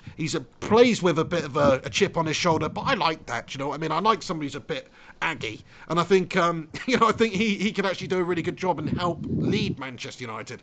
Is he the best technically gifted player in the world? No, but sometimes you don't need to be, and he is still obviously very good and an all-round good technical player. But I personally think he's a great candidate for this week's nutbag of the note, just because. Yeah. Sorry, nutbag of note. Yes, thank you. I did it that time. There we go. Yeah, well, you did it before as well. But Jack Grealish, 100% agree with you. Fantastic player. I mean, he's been on the radar for a while now. And yeah, I mean, he carried Aston Villa last season when they were still in the Championship, and he's still doing the business now in the Premier League. He is a favourite of none other than Prince William. So I mean, I know the royal family is probably not the favourite people's favourite people right now because of other certain princes and their actions. But in terms of Prince William, he's an Aston Villa fan. He loves Jack Grealish. Absolutely loves that man. I mean, you could be looking. Who cares who the Royals like? Yeah, but mate, you could be looking at Sir Jack Grealish at some point. If what needs to happen is you need to sign Jack Grealish. You need to win the Premier League, and then he'll get knighted. That could happen. You could have the first knighted player in the Premier League. It could based on happen what though? Based on what? Because based on the fact that Prince William loves him. But why does he love him though? Because he plays for Aston Villa. I know, but you're saying if Man United sign him. Good point. Why the hell would he like it if he went to Man United? Surely if he stays at Villa for the rest of his career, wins the league with Villa, then he'll get the knighthood. I know. There's something very, very, wrong with He's what not going to get it at United, is he? But no, I actually agree You're with you. I right. think we do need to sign him. I think he's the type of player. Players like him, players like James Maddison, they seem to fit the bill. Either or both would be nice, But those sorts of guys, the younger, the hungry players, the ones that are showing real potential, plus Well, you're not going to homegrown get James players. Madison. You're not going to get James. Stop Well, kidding yourself, pig. No, Stop, I'm just saying United players are not like in the that are players that position. we could do United with. are not in the position to start signing Leicester City's top performers. It's not going to happen.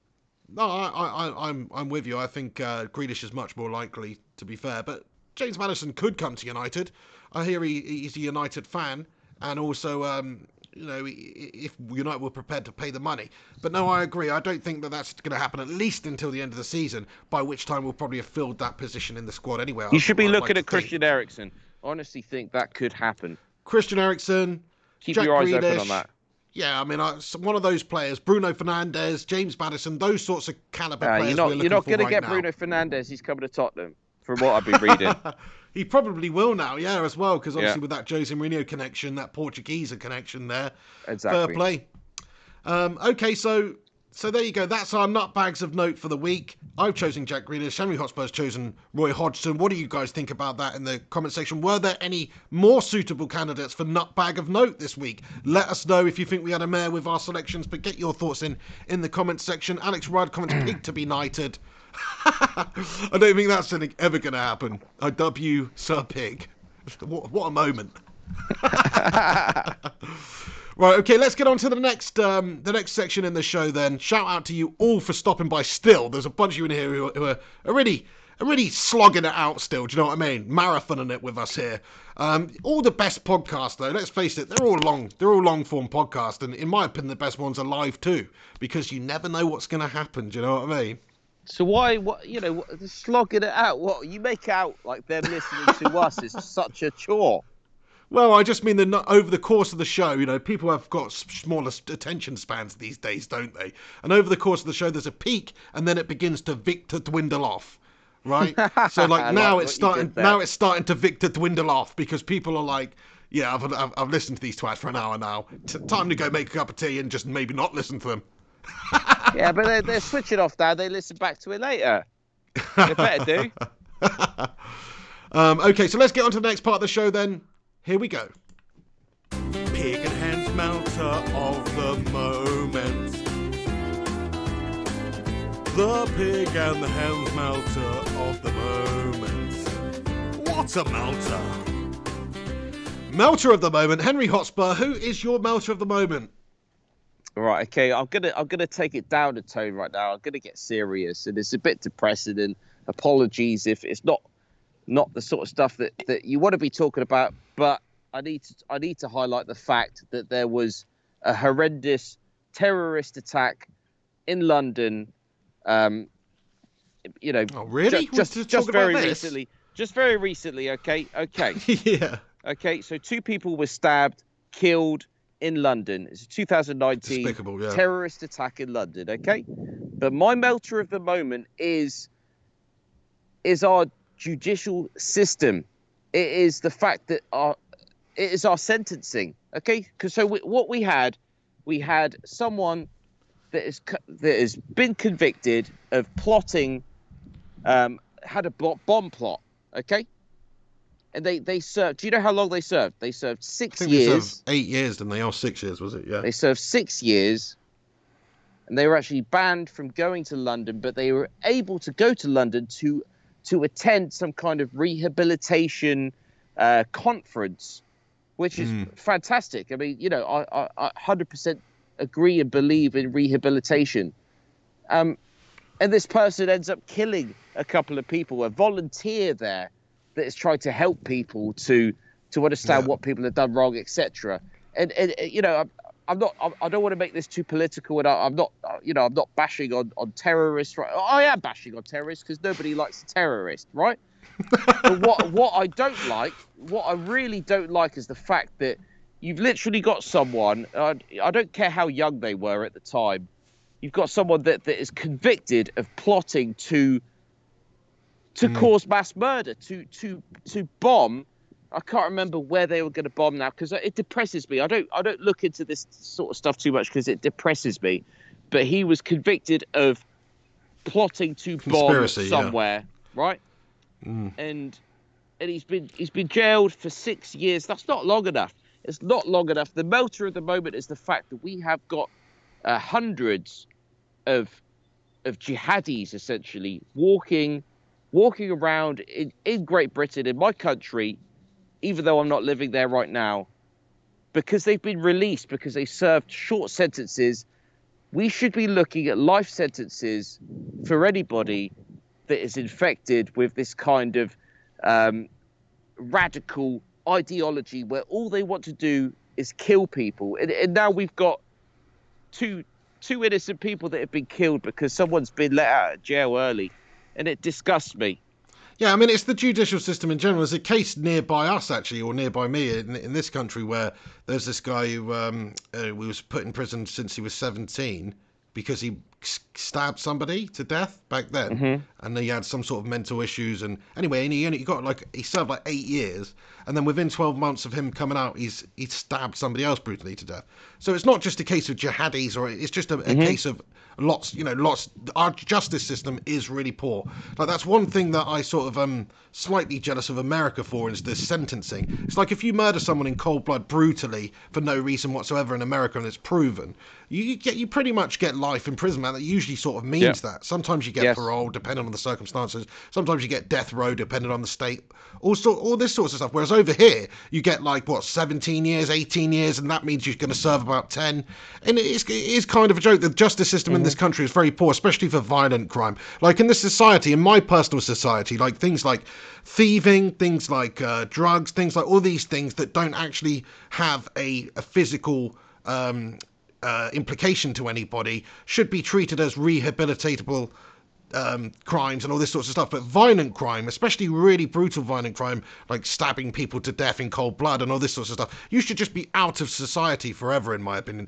You've proven yourself not to be a fit member of society. So to just serve 8 years or even 18 years and expect them to come out and be a completely changed soul, especially within our prison systems, which, as we know, sometimes breed more criminality than being on the outside, I think is just a complete is just a tarnishing the justice system in this country. I think it's a disgrace. Like, if I was in charge of this country, sentences for violent crimes, sentences for sexual crimes and all these sorts of things, they would carry much more severe sentences, and terrorism and things like that too, absolutely, because that is just absolutely horrendous. But another thing, the people that went to the aid of these people and fought this man off, and I think somebody had what did they have? Like, they had some bizarre weapon that they were using. I can't remember what it was now. But they managed to subdue this individual. I think the police came along and dealt with him. Unfortunately, it happens everywhere. But it is a shame that these people, having been found to not be a fit member of society, are then thrust back into society, and we expect a different result. Well, this is it. I mean, it's a difficult one because the guy was young, we're talking teenager when he was convicted back in 2012, and yes, I mean he was convicted of planning to bomb somewhere, but he didn't actually commit a physical crime. It was more he planned to do something absolutely awful. So it's a tricky one. Obviously, us in our sort of British ways thinking, well, maybe he's okay now. He was young. He was silly. He wasn't. It was, the going back through the the judgments on it. The idea was that he wasn't one of the main individuals. He was kind of like in tow, should we say? And that's probably why he got this lenient sentence of 8 years, cut down to 6 or whatever it was. And then he's been out for however long he's been out, and then he's killed 2 people and then got himself shot. And it's a difficult subject. It's a tricky one, and there's so many different ideas on this, and so many permutations of it, depending on how we react to these things. But bottom line, for me, if it's a heinous crime, surely it can't be as short as 6 years. Surely it can't be as short as 6 years. No, it can't be as short as that.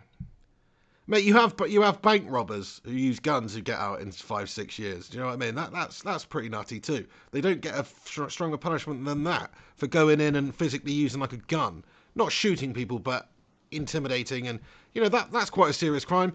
Murder, But I things think like that's that, different. I terrorism. think that's They should different. I they mean, should carry a lot bigger punishments. No, I think if you go into a bank and you threaten people and you've shown that you can't be that member of society that can contribute and pay taxes and have a job or a Sure, business or whatever that's it is awful. you may be, That you is have to go awful. into a bank. And I'm not saying go into a bank if you've got your finger in your jacket and you get foiled and that. Fair enough.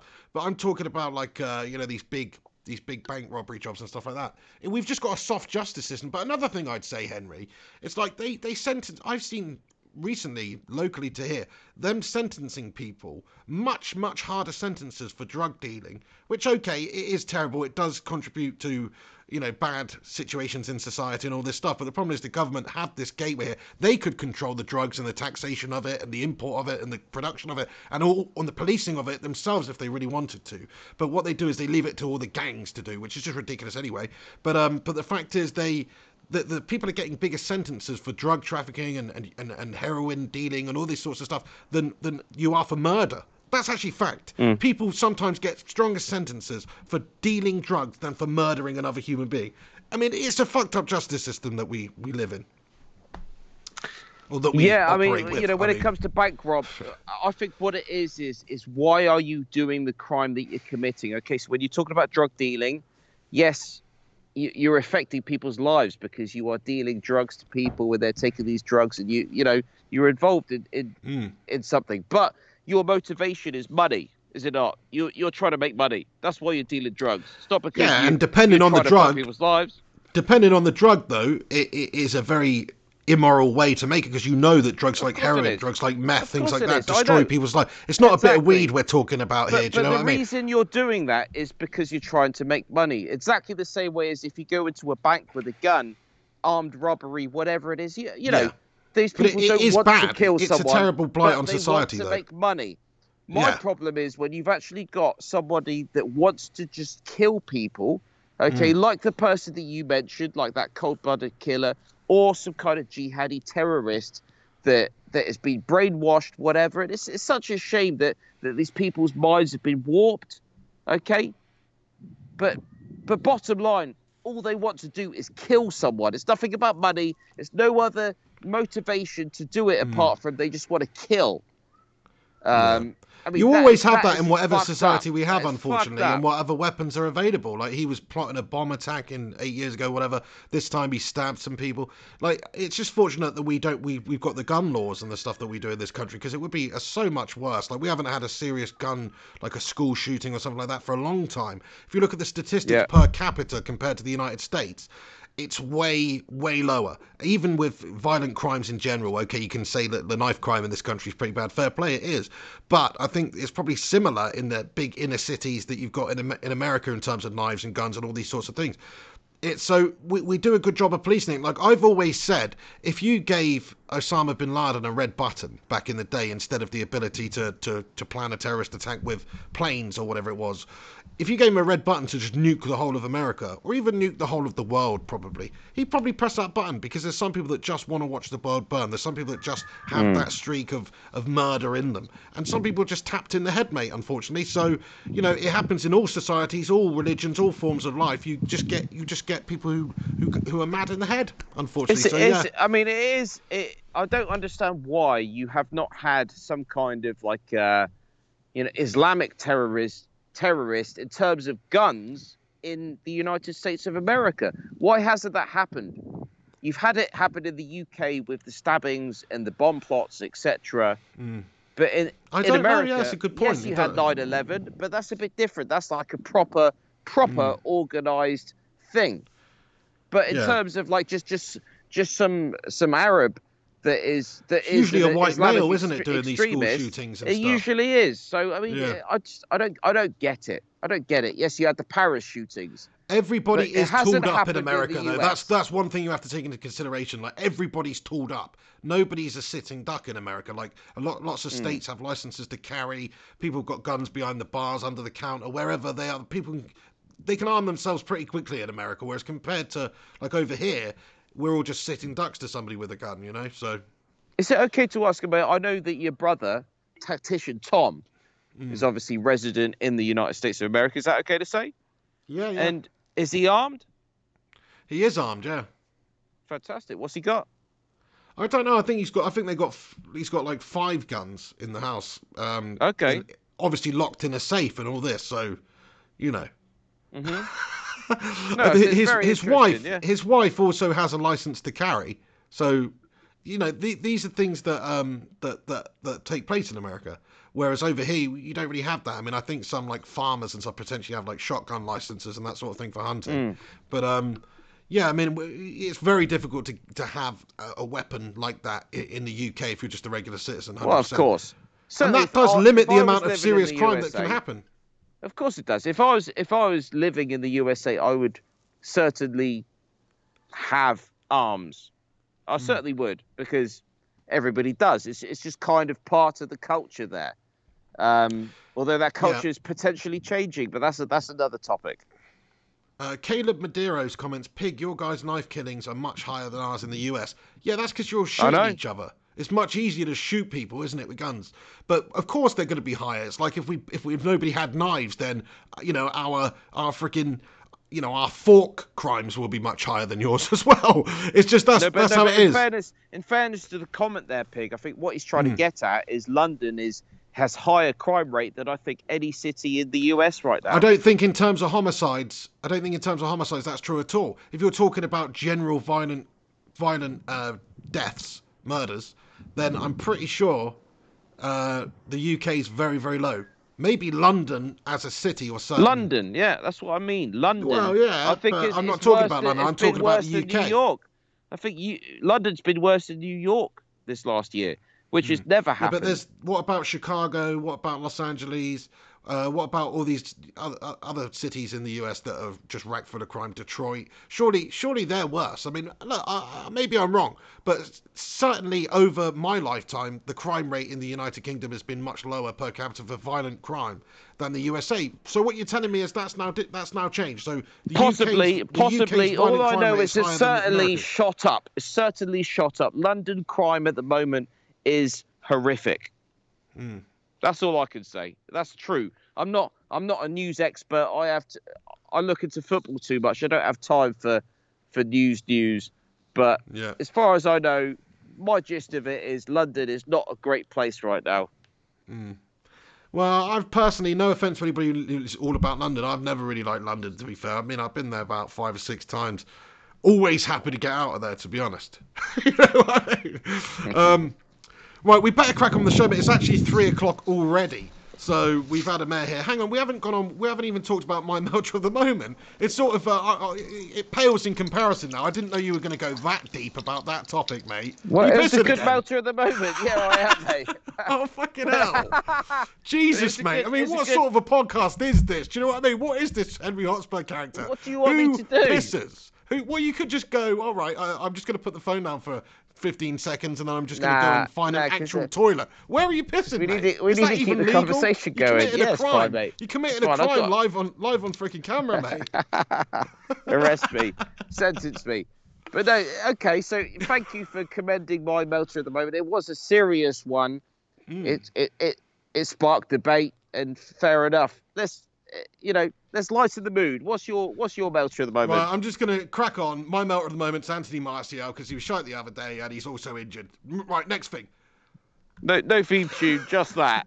Just that. I'm not talking about anything. There's no point elaborating. We've got to crack on with the show. You're going to have to make this... have you got a conspiracy of the freaking Hotspur Hour? I have. It's called? Close encounters of the third kind. Get it right. Right, okay. Let me play the theme tune. Here we go.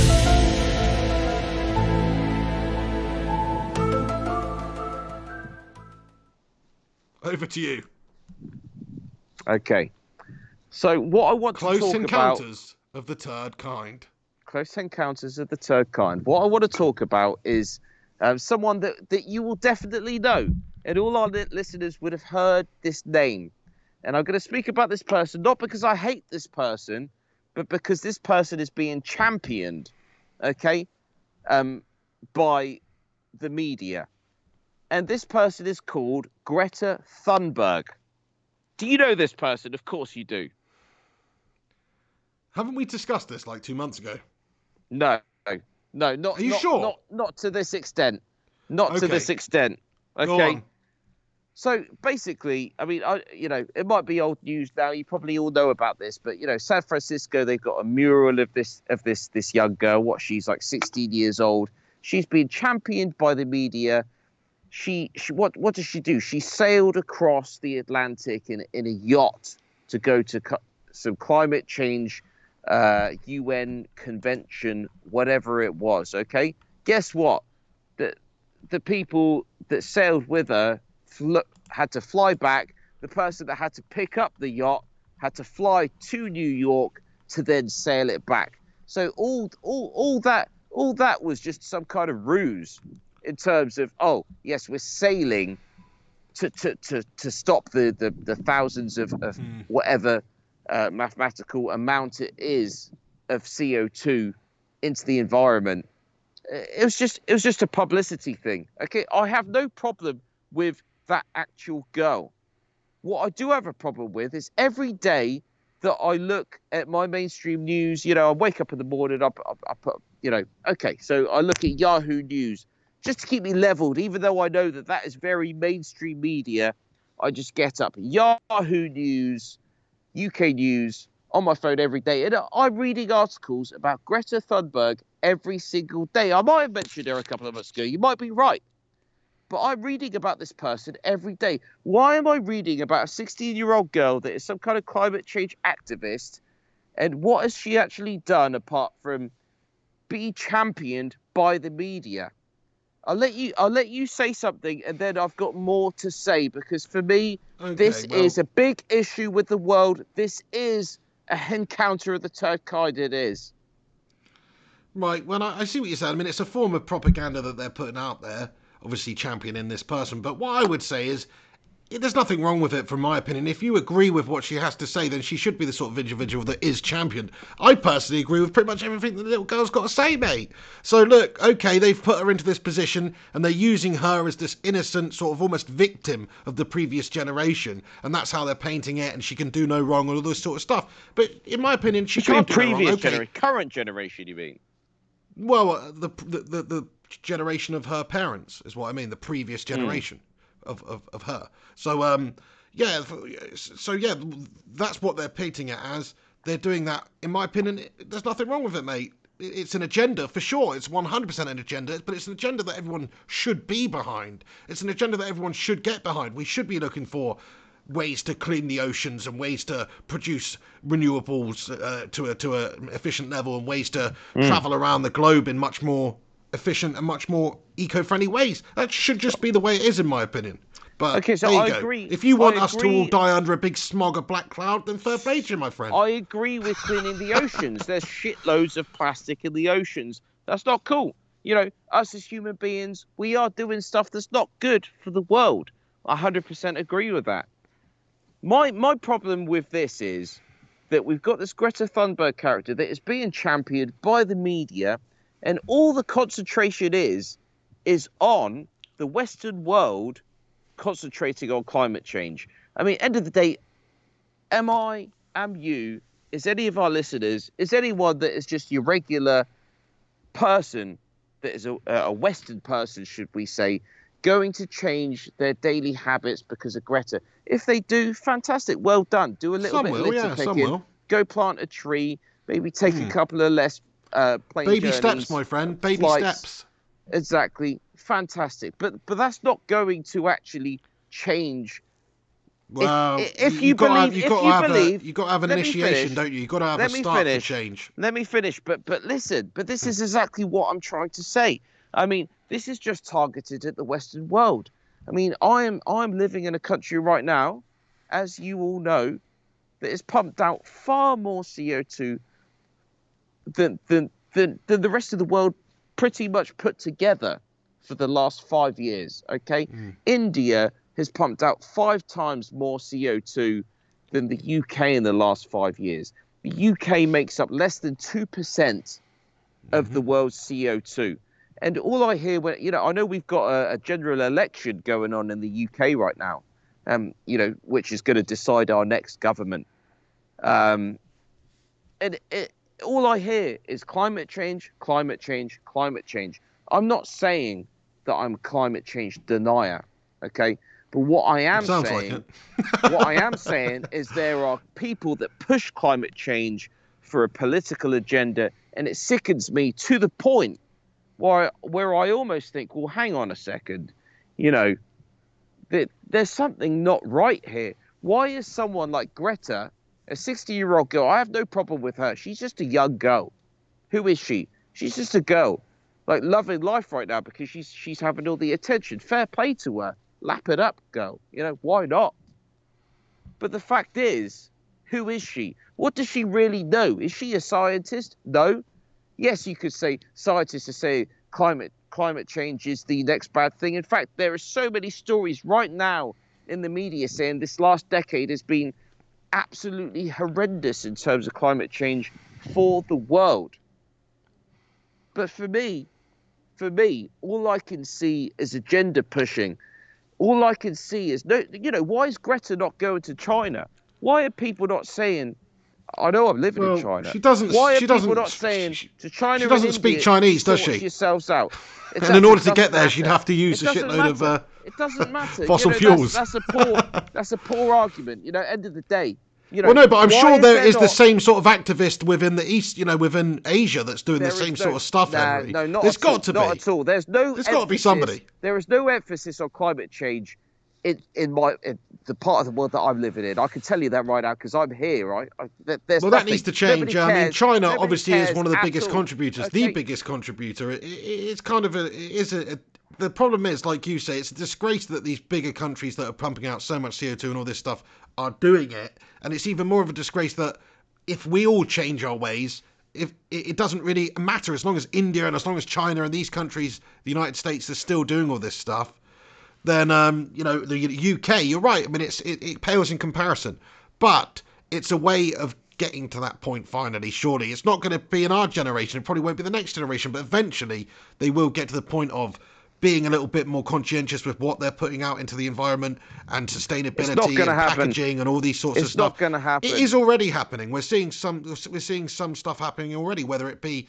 McDonald's getting rid of plastic straws in favour of unrecyclable shite. But either way, they've learned from it. They will be producing straws that are recyclable and are not made from the plastic that goes into the landfill or into these oceans and all this stuff. So there's baby steps that are being made. People are using different packaging. People are producing products in different ways. People are producing their own energy a lot more than ever. Renewables, solar panels, wind turbines, all that good stuff. People are producing their own. So there's more of a conscience to it right now. Still, in terms of where we're at in the whole overall journey, we're nowhere. We're nowhere as a global. It all sounds great. As the world, we're nowhere, mate. It all sounds great. So, I think the Western world are more eyes open to this sort of thing. But at the same time, what fucks me off more than anything is actually when you delve into things, the Western world have got it wrong. Because you've got people like landowners that own shitloads of land that are paid millions to put wind turbines up. You know, they are incentivized to put these things up. And I get that to a certain extent. But it's not just about the conservation of things. It's not just about climate change or generating energy in a renewable way. There's so much underhand, corrupt stuff going on. You know, nobody. Well, you can look at it that way if you really want, but at the same time, you do have to incentivize people to make the initial change.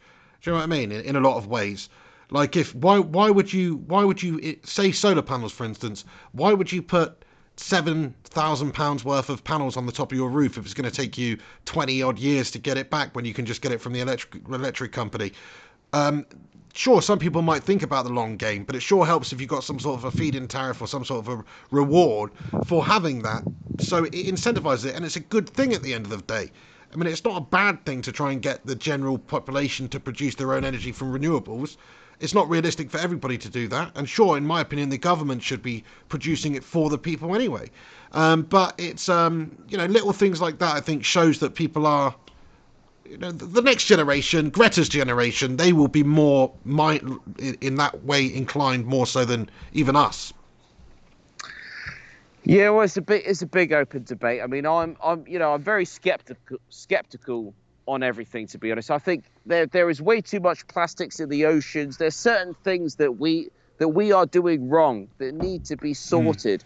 But I Big think time. when it comes to CO2, the increased CO2 levels of the world, that is it's 90% political agenda and 10% actual threat to us as humanity. I'll leave it on that, because there's so you don't listen to the Pig and the Hen show for climate debate, but my conspiracy here is you've got media. Okay, you've got media like NBC, American broadcaster, that push Greta Thunberg as some kind of champion. And when you actually look at the people that set up NBC, the investors behind NBC have actually put out more CO2 and more pollutants into the world than a lot of people. I mean, I'm not an expert on the subject, but I've been doing my delving. I've been getting ready for the Pig of the Head, getting ready for my encounters of the third kind. This is my encounter of the week, and it disgusts me that I find so much hypocrisy behind people that are pushing this climate change agenda. They're definitely pushing an agenda, yeah. But in my opinion, the agenda is a respectable agenda. It's the agenda that we should be pushing, in my opinion. But there you go. Fair enough. They are doing that. I just want to say sorry, Jarvis. Why? Jarvis. Huh? Why should they be doing that? Why are they pushing an agenda though? Why are they trying to gain political ground? But because bottom line, okay, my final thing, I've got to say this. People care more about it these days, don't they? Got to say this. End of the day, okay, we might change our lives slightly, but bottom line, all we care about is putting food on the table for ourselves and our kids and looking after our families and our friends. What it comes down to is the reason they're pushing this agenda, the media, is so that the governments of the world, the Western world, can get into a position where they can start to dictate certain things, saying, well, because of climate change, we're going to do this. Because of climate change, we're going to do that. And we all just have to lap it up and accept it because of this bullshit. That's what I'm trying to say. Fair enough. That's your opinion. You're entitled to it, mate. No worries. We're going to have to leave that segment there, though, Hen. Good, passionate debate there, mate. Interesting points you make. I personally don't really agree, but I'm sure there's a lot of people out there that do. I just want to apologise to Jarvis Cocker. I missed his super chat earlier. It's directed at you, Henry. Thank you, Jarvis. He comments, Hen is a love-struck teen. Can't be reasoned with. I think that's when we were talking about you and your love affair with Jose Mourinho and your infatuation with him. I think that's what that's in regards to. I mean, I accept that. I love to for that to be backed up. I want to know what Jarvis is trying to get at there. Because I can't really respond to that without, why am I love struck? Tell me why I'm love struck. Please, Jarvis. I think it's just because you got the old rose-tinted glasses on, because Jose's just come in and had a decent start at Spurs. A year ago, you thought he was a mug. Now you think he's the Messiah. I didn't say that. What? You sounded like the fucking BBC. Well, that's it. You're going to have to make me go back through and get these sound bites, mate. I'm going to go get some sound bites for you next week, and I'm going to play them on the Pig and the Hen show, mate. Okay? I don't think I've ever said anything like that. I feel like I'm under fire right now. I do. That's it. Next week, I'm going to play a montage, mate. You just prepare yourself. I'm playing a montage of all the things you've said badly about Jose Mourinho. Would you like me to do that? I welcome it. I'm ready for it as well. Nice. Okay. Have you got time for a call or two, Henry? Oh yeah, but I sort of need another beer. I've run out. All right. Well, can you hang on for 10 or 15 minutes, mate? Well, I'll have to. All right, guys. Right. So if you guys want to call into the show now is the opportunity. Please do stop by on the show, but we're going to have to be quite rapid with the calls today. We've got to get out of here in 15 minutes latest, ready. So we've got time for 1 or 2 calls. Do get your thoughts and opinions in on the show. You can phone pigandthehenshow@hotmail.com. pigandthehenshow@hotmail.com on Skype. So please do that. If you guys want to get on the show with your thoughts and opinions, discuss anything we've discussed in this show or anything else that you might want to discuss, you can do that. We've got a call coming in now from Mark Sin, I can see it is. Let me just answer this bad boy here. Mark Sin, you're on the mic. How's anything else that you might want want to discuss, you can do that. We've got oh, yeah, we can hear ourselves in the background. Oh, it says missed call. Hey, Pig. Ah, there he is. There. How you doing, Mark? All right? Yeah, not bad. Let me just turn you up a bit. Nice one. Hello. Hello, mate. How you doing? You're on the Pig and the Hen show. How you doing today? Not bad. Let me. Great stuff. Hello. Is that better? Yeah, that's better. What did you want to talk about today, then, Mark? Yeah, I'll make it quick. Nice one. Yeah, in 2 weeks since we last spoke, isn't it? I know, mate. Too much time has gone by.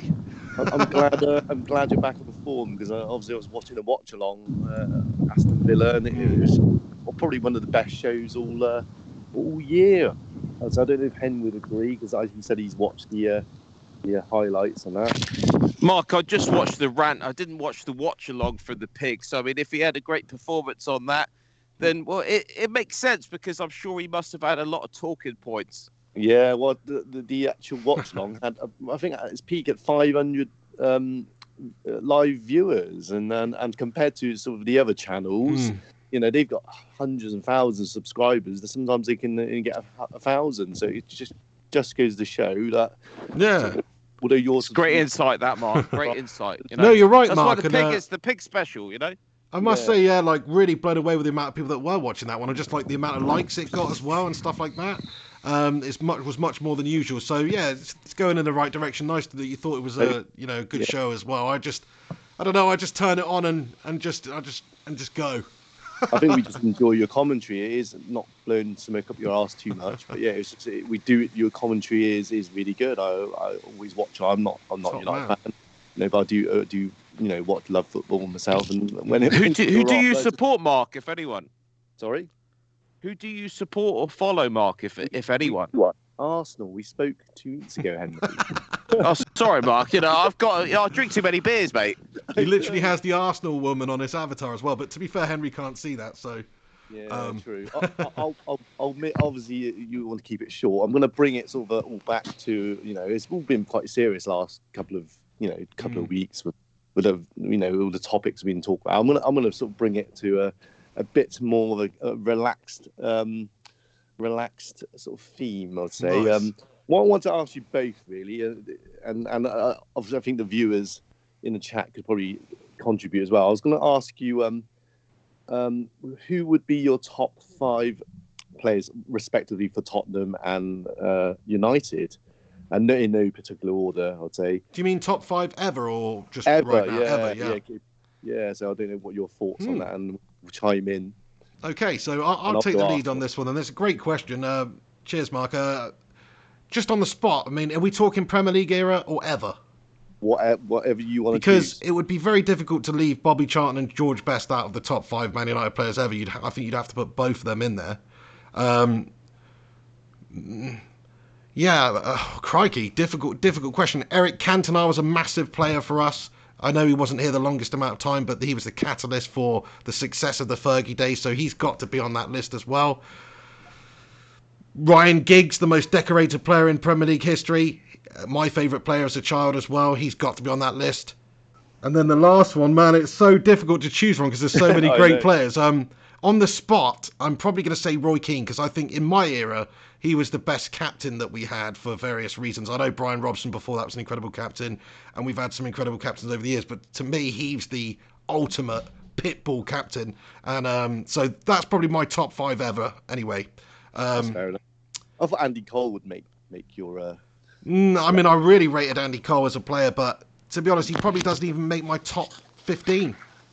If I'm being honest, wow. I think as a striker, I'd probably rather Ruud van Nistelrooy. I'd probably rather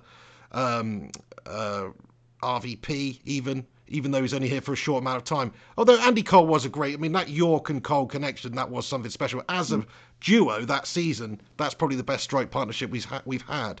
But overall, as a striker, I don't know if he lives up to it for me. Yeah. We lost. Can you hear that noise? Bit of a horrendous noise on the go there. I don't know if we've lost Henry or not. We've lost Henry. No, that'll be it then.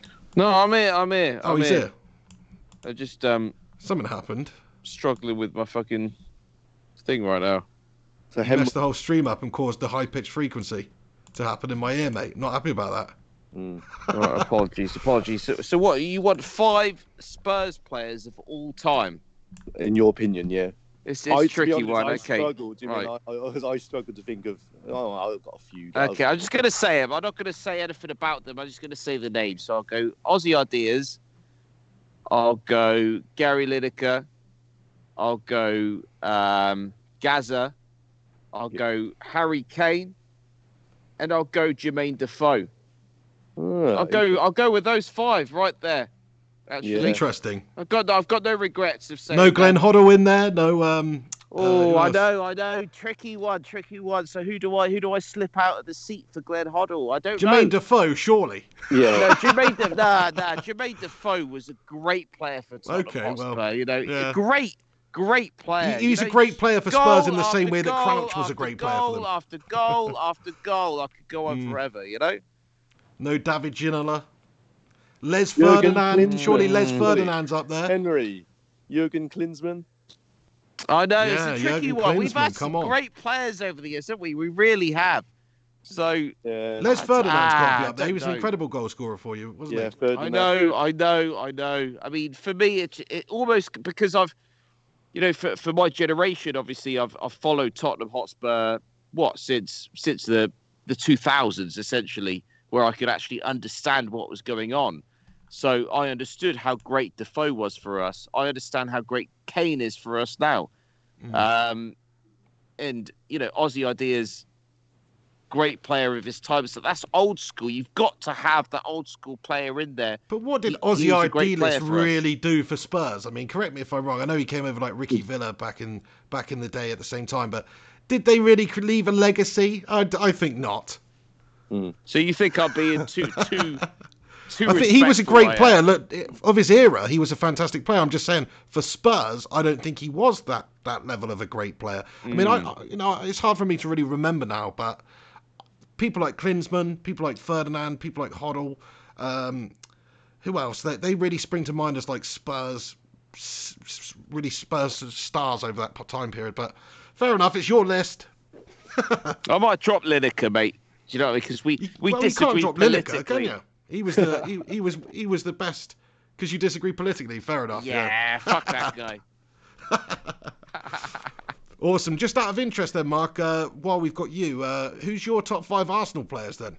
Yeah, it's quite tough. I mean, in no particular order. I mean, Henry would the obvious one. Got to be the Maestro, Bergkamp. Yeah. It's going to be all sort of from that sort of. It's got to be from that era, really, doesn't it? Yeah, I agree. I mean, certainly, I would probably say Tony Adams. Great leader, great defender. Yeah, Patrick Vieira's got to be in there. Yeah, I think I was gonna say Patrick Vieira, and then I was going to go Freddie Ljungberg, to be honest. So a bit of Overmars. I always thought he was a great player. Yeah, it's Robert Perez. He was good. Certainly, those are without going further. Sol Campbell. Back. Yeah, but he played for a club that I didn't. He did. A club that not a big fan of. Absolutely, yeah. Yeah, those would be my choice. I think that's a great list. One thing I would say, actually, Mark, is if you look at the list that we've just come up with, I think that Arsenal's and Man United's top 5 list that we've just come up with is way better than Spurs's. Well, hang on. Is. 1 sec, Mark and Pig. Listen to me. I mean, you were both coming up with a multitude of Spurs icons there. Yeah, I know. I'm saying the quality of the top players just goes to show you the levels of the clubs, your top players very quickly. We can pick out your top players very quickly. I think we've had more. If top Jermaine Defoe's getting in the actually. top 5, then you know it's a bloody it's a bit of a shit. Mate, that is a disrespect to Jermaine Defoe. Hey, I rate Jermaine. I think he's a great finisher, great player, but he's not up there with the players. He's not Thierry Henry. He's not Bergkamp. I think he's Jermaine Defoe's underrated. You look at his career, you look at his goal scoring record. He was a fantastic striker. Absolutely. Get it to Jermaine Defoe, he scores a goal. He was a brilliant goal scorer wherever he went. Yeah, but he still wasn't a top level player. It wasn't like Henry or... How else do you be a top-level player? Well, you're scoring week in, week out. You've got to win. You've got to win things. You've got to be good enough to win your team things. Yeah, but you know, that's not fair. That's not fair because at the end of the day, it doesn't matter how good you are if the rest of your team look at the clubs that Jermaine is Defoe not played winning for, stuff. Henry, as well. Like Spurs, Sunderland, Bournemouth for a bit. Which almost makes him a better player because he played for these lower league clubs essentially, or not not that top makes tier him a better clubs, player. The and fact still that he played scored for shitter shitloads teams. of goals. Whatever. Next Mark. thing you're going to tell me that number 6 on the list. Let's get on to the next caller. Is Ali Bayor. I'm fucking done. I'm done with this conversation. Right, All right. Okay. Well, great call. Anyway, yeah, that definitely incited some emotion of that call. So great call, Mark. Thank you very much. Yeah, Thank you for all the positivity as well and getting involved in the watch-alongs and all that good stuff as well. Yeah. Top Cheers, man. Mark. Yeah. Thanks, mate. Cheers, Emery. I'll let you guys get on. I know you've got a few more calls coming in. Nice one. By the way, do you know who Judd Trump is? Yeah, I do. Yeah, you sound exactly like Judd Trump. He's actually a friend of mine. Oh yeah, he would be, wouldn't he? Yeah, because I played snooker in my youth, and right. He's actually Are you serious? He's actually how weird is that? I just pulled somebody out the ass. Just happens to be your best mate. No, I'm not best mate. I know him through snooker, and we obviously when he comes back, and I see him every now and then. So got a few pictures of on my Facebook account with him. So quality, yeah. When he's back, same neck of the woods. There you go. Yeah, that Bristolian tell him the pig says hello because that would mean so much to him. Are you a big fan of Judd Trump? Are you? I'm just a big snooker fan in general. I mean, my favourite player's got to be Ronnie. Just obviously, but I mean, I could understand. Judd Trump is the next generation of that, really, with the way that he plays the attacking style. He's a great player. He's world number one right now for a reason. I follow snooker quite a lot actually. So, he obviously got knocked out by Nigel Bond, 54-year-old yesterday. I don't know if you saw that. No, I didn't watch the UK. I mean, I've been playing snooker again every week on a Tuesday for the last few months because I haven't played for a while, but. Yeah, no, I'm a big, massive snooker fan, so yeah, more than happy to talk about What's your highest break? 80 back in the day. That's bloody good. That is bloody good. Mine's 35, so that's bloody good. Fair play. It's a very hard game. Anyway, we'll leave it there, but I just wanted to say you sound exactly like Judd. Cheers, mate. Which is a good thing, yeah, that's fine. See you later, Henry. Nice one, Mark. See you soon, buddy. Great call. Bye. Bye, mate. Bye.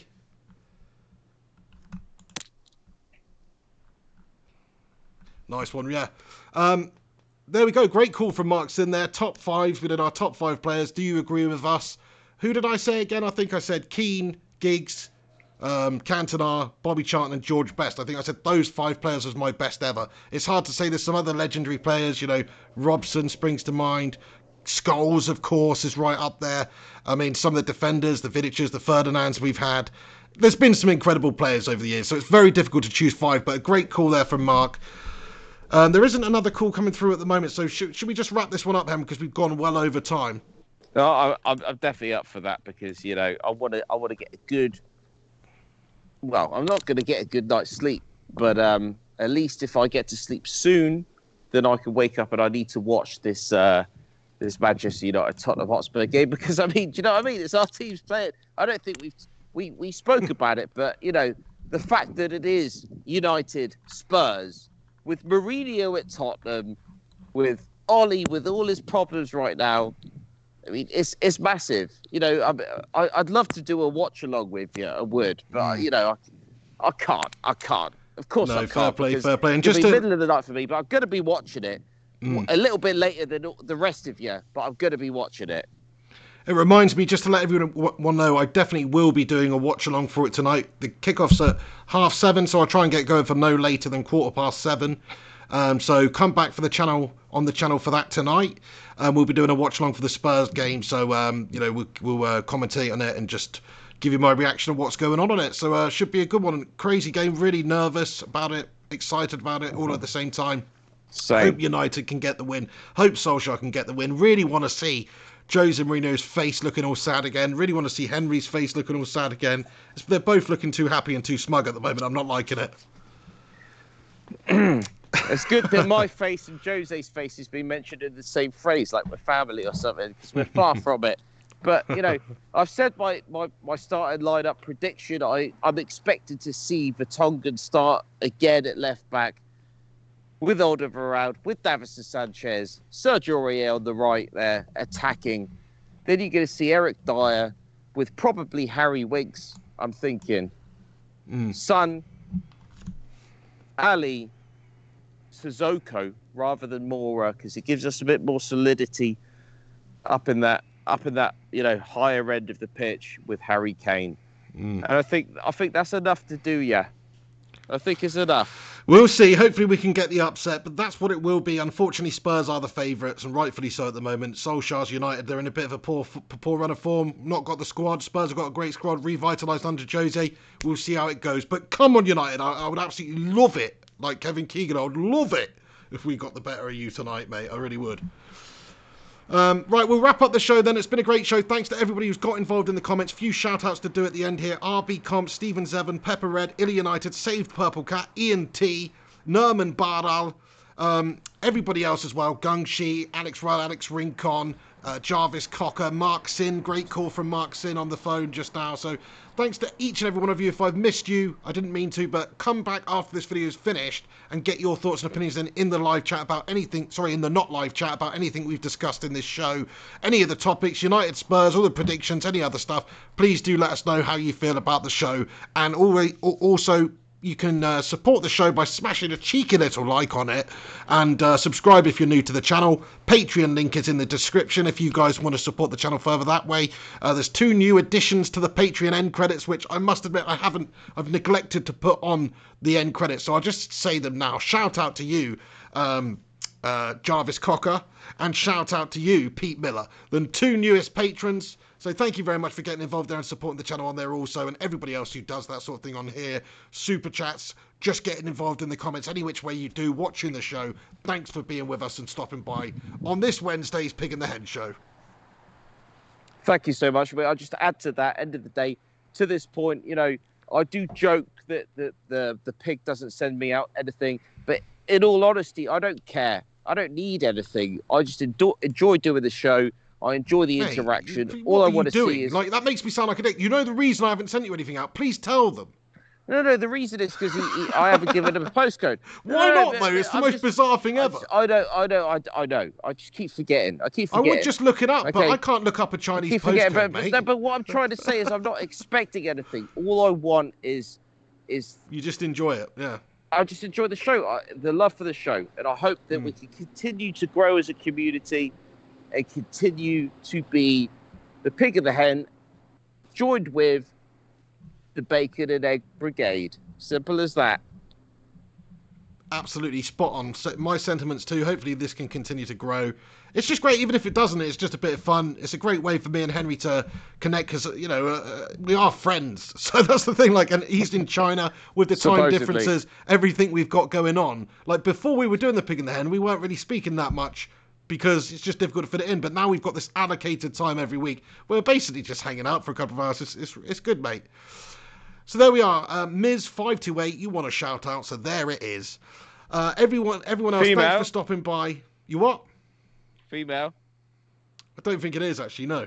Ms. You said Ms. Ms. M-I-Z.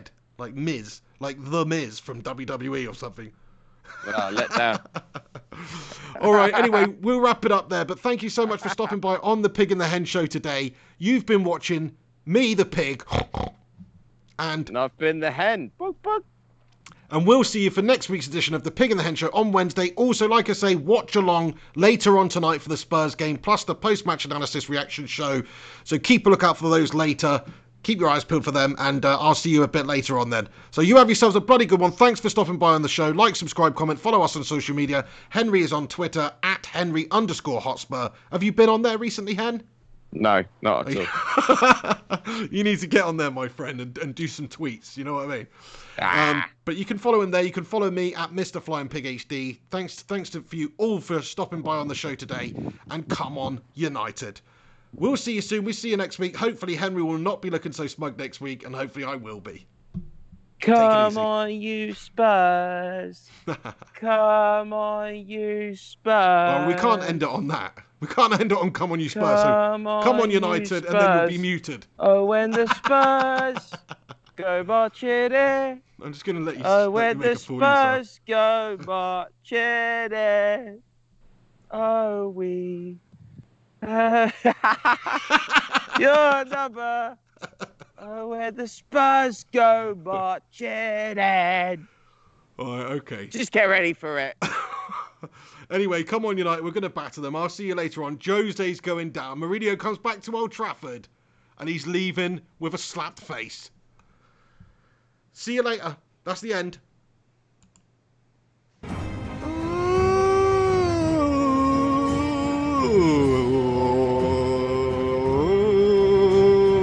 Pig and the hen.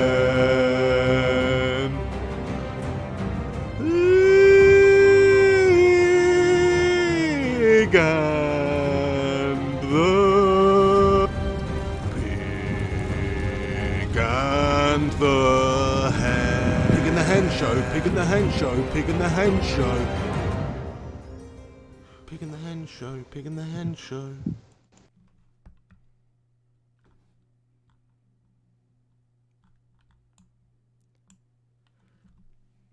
Boom Chanka, so that's the Pig in the Hen show. Thanks for stopping by.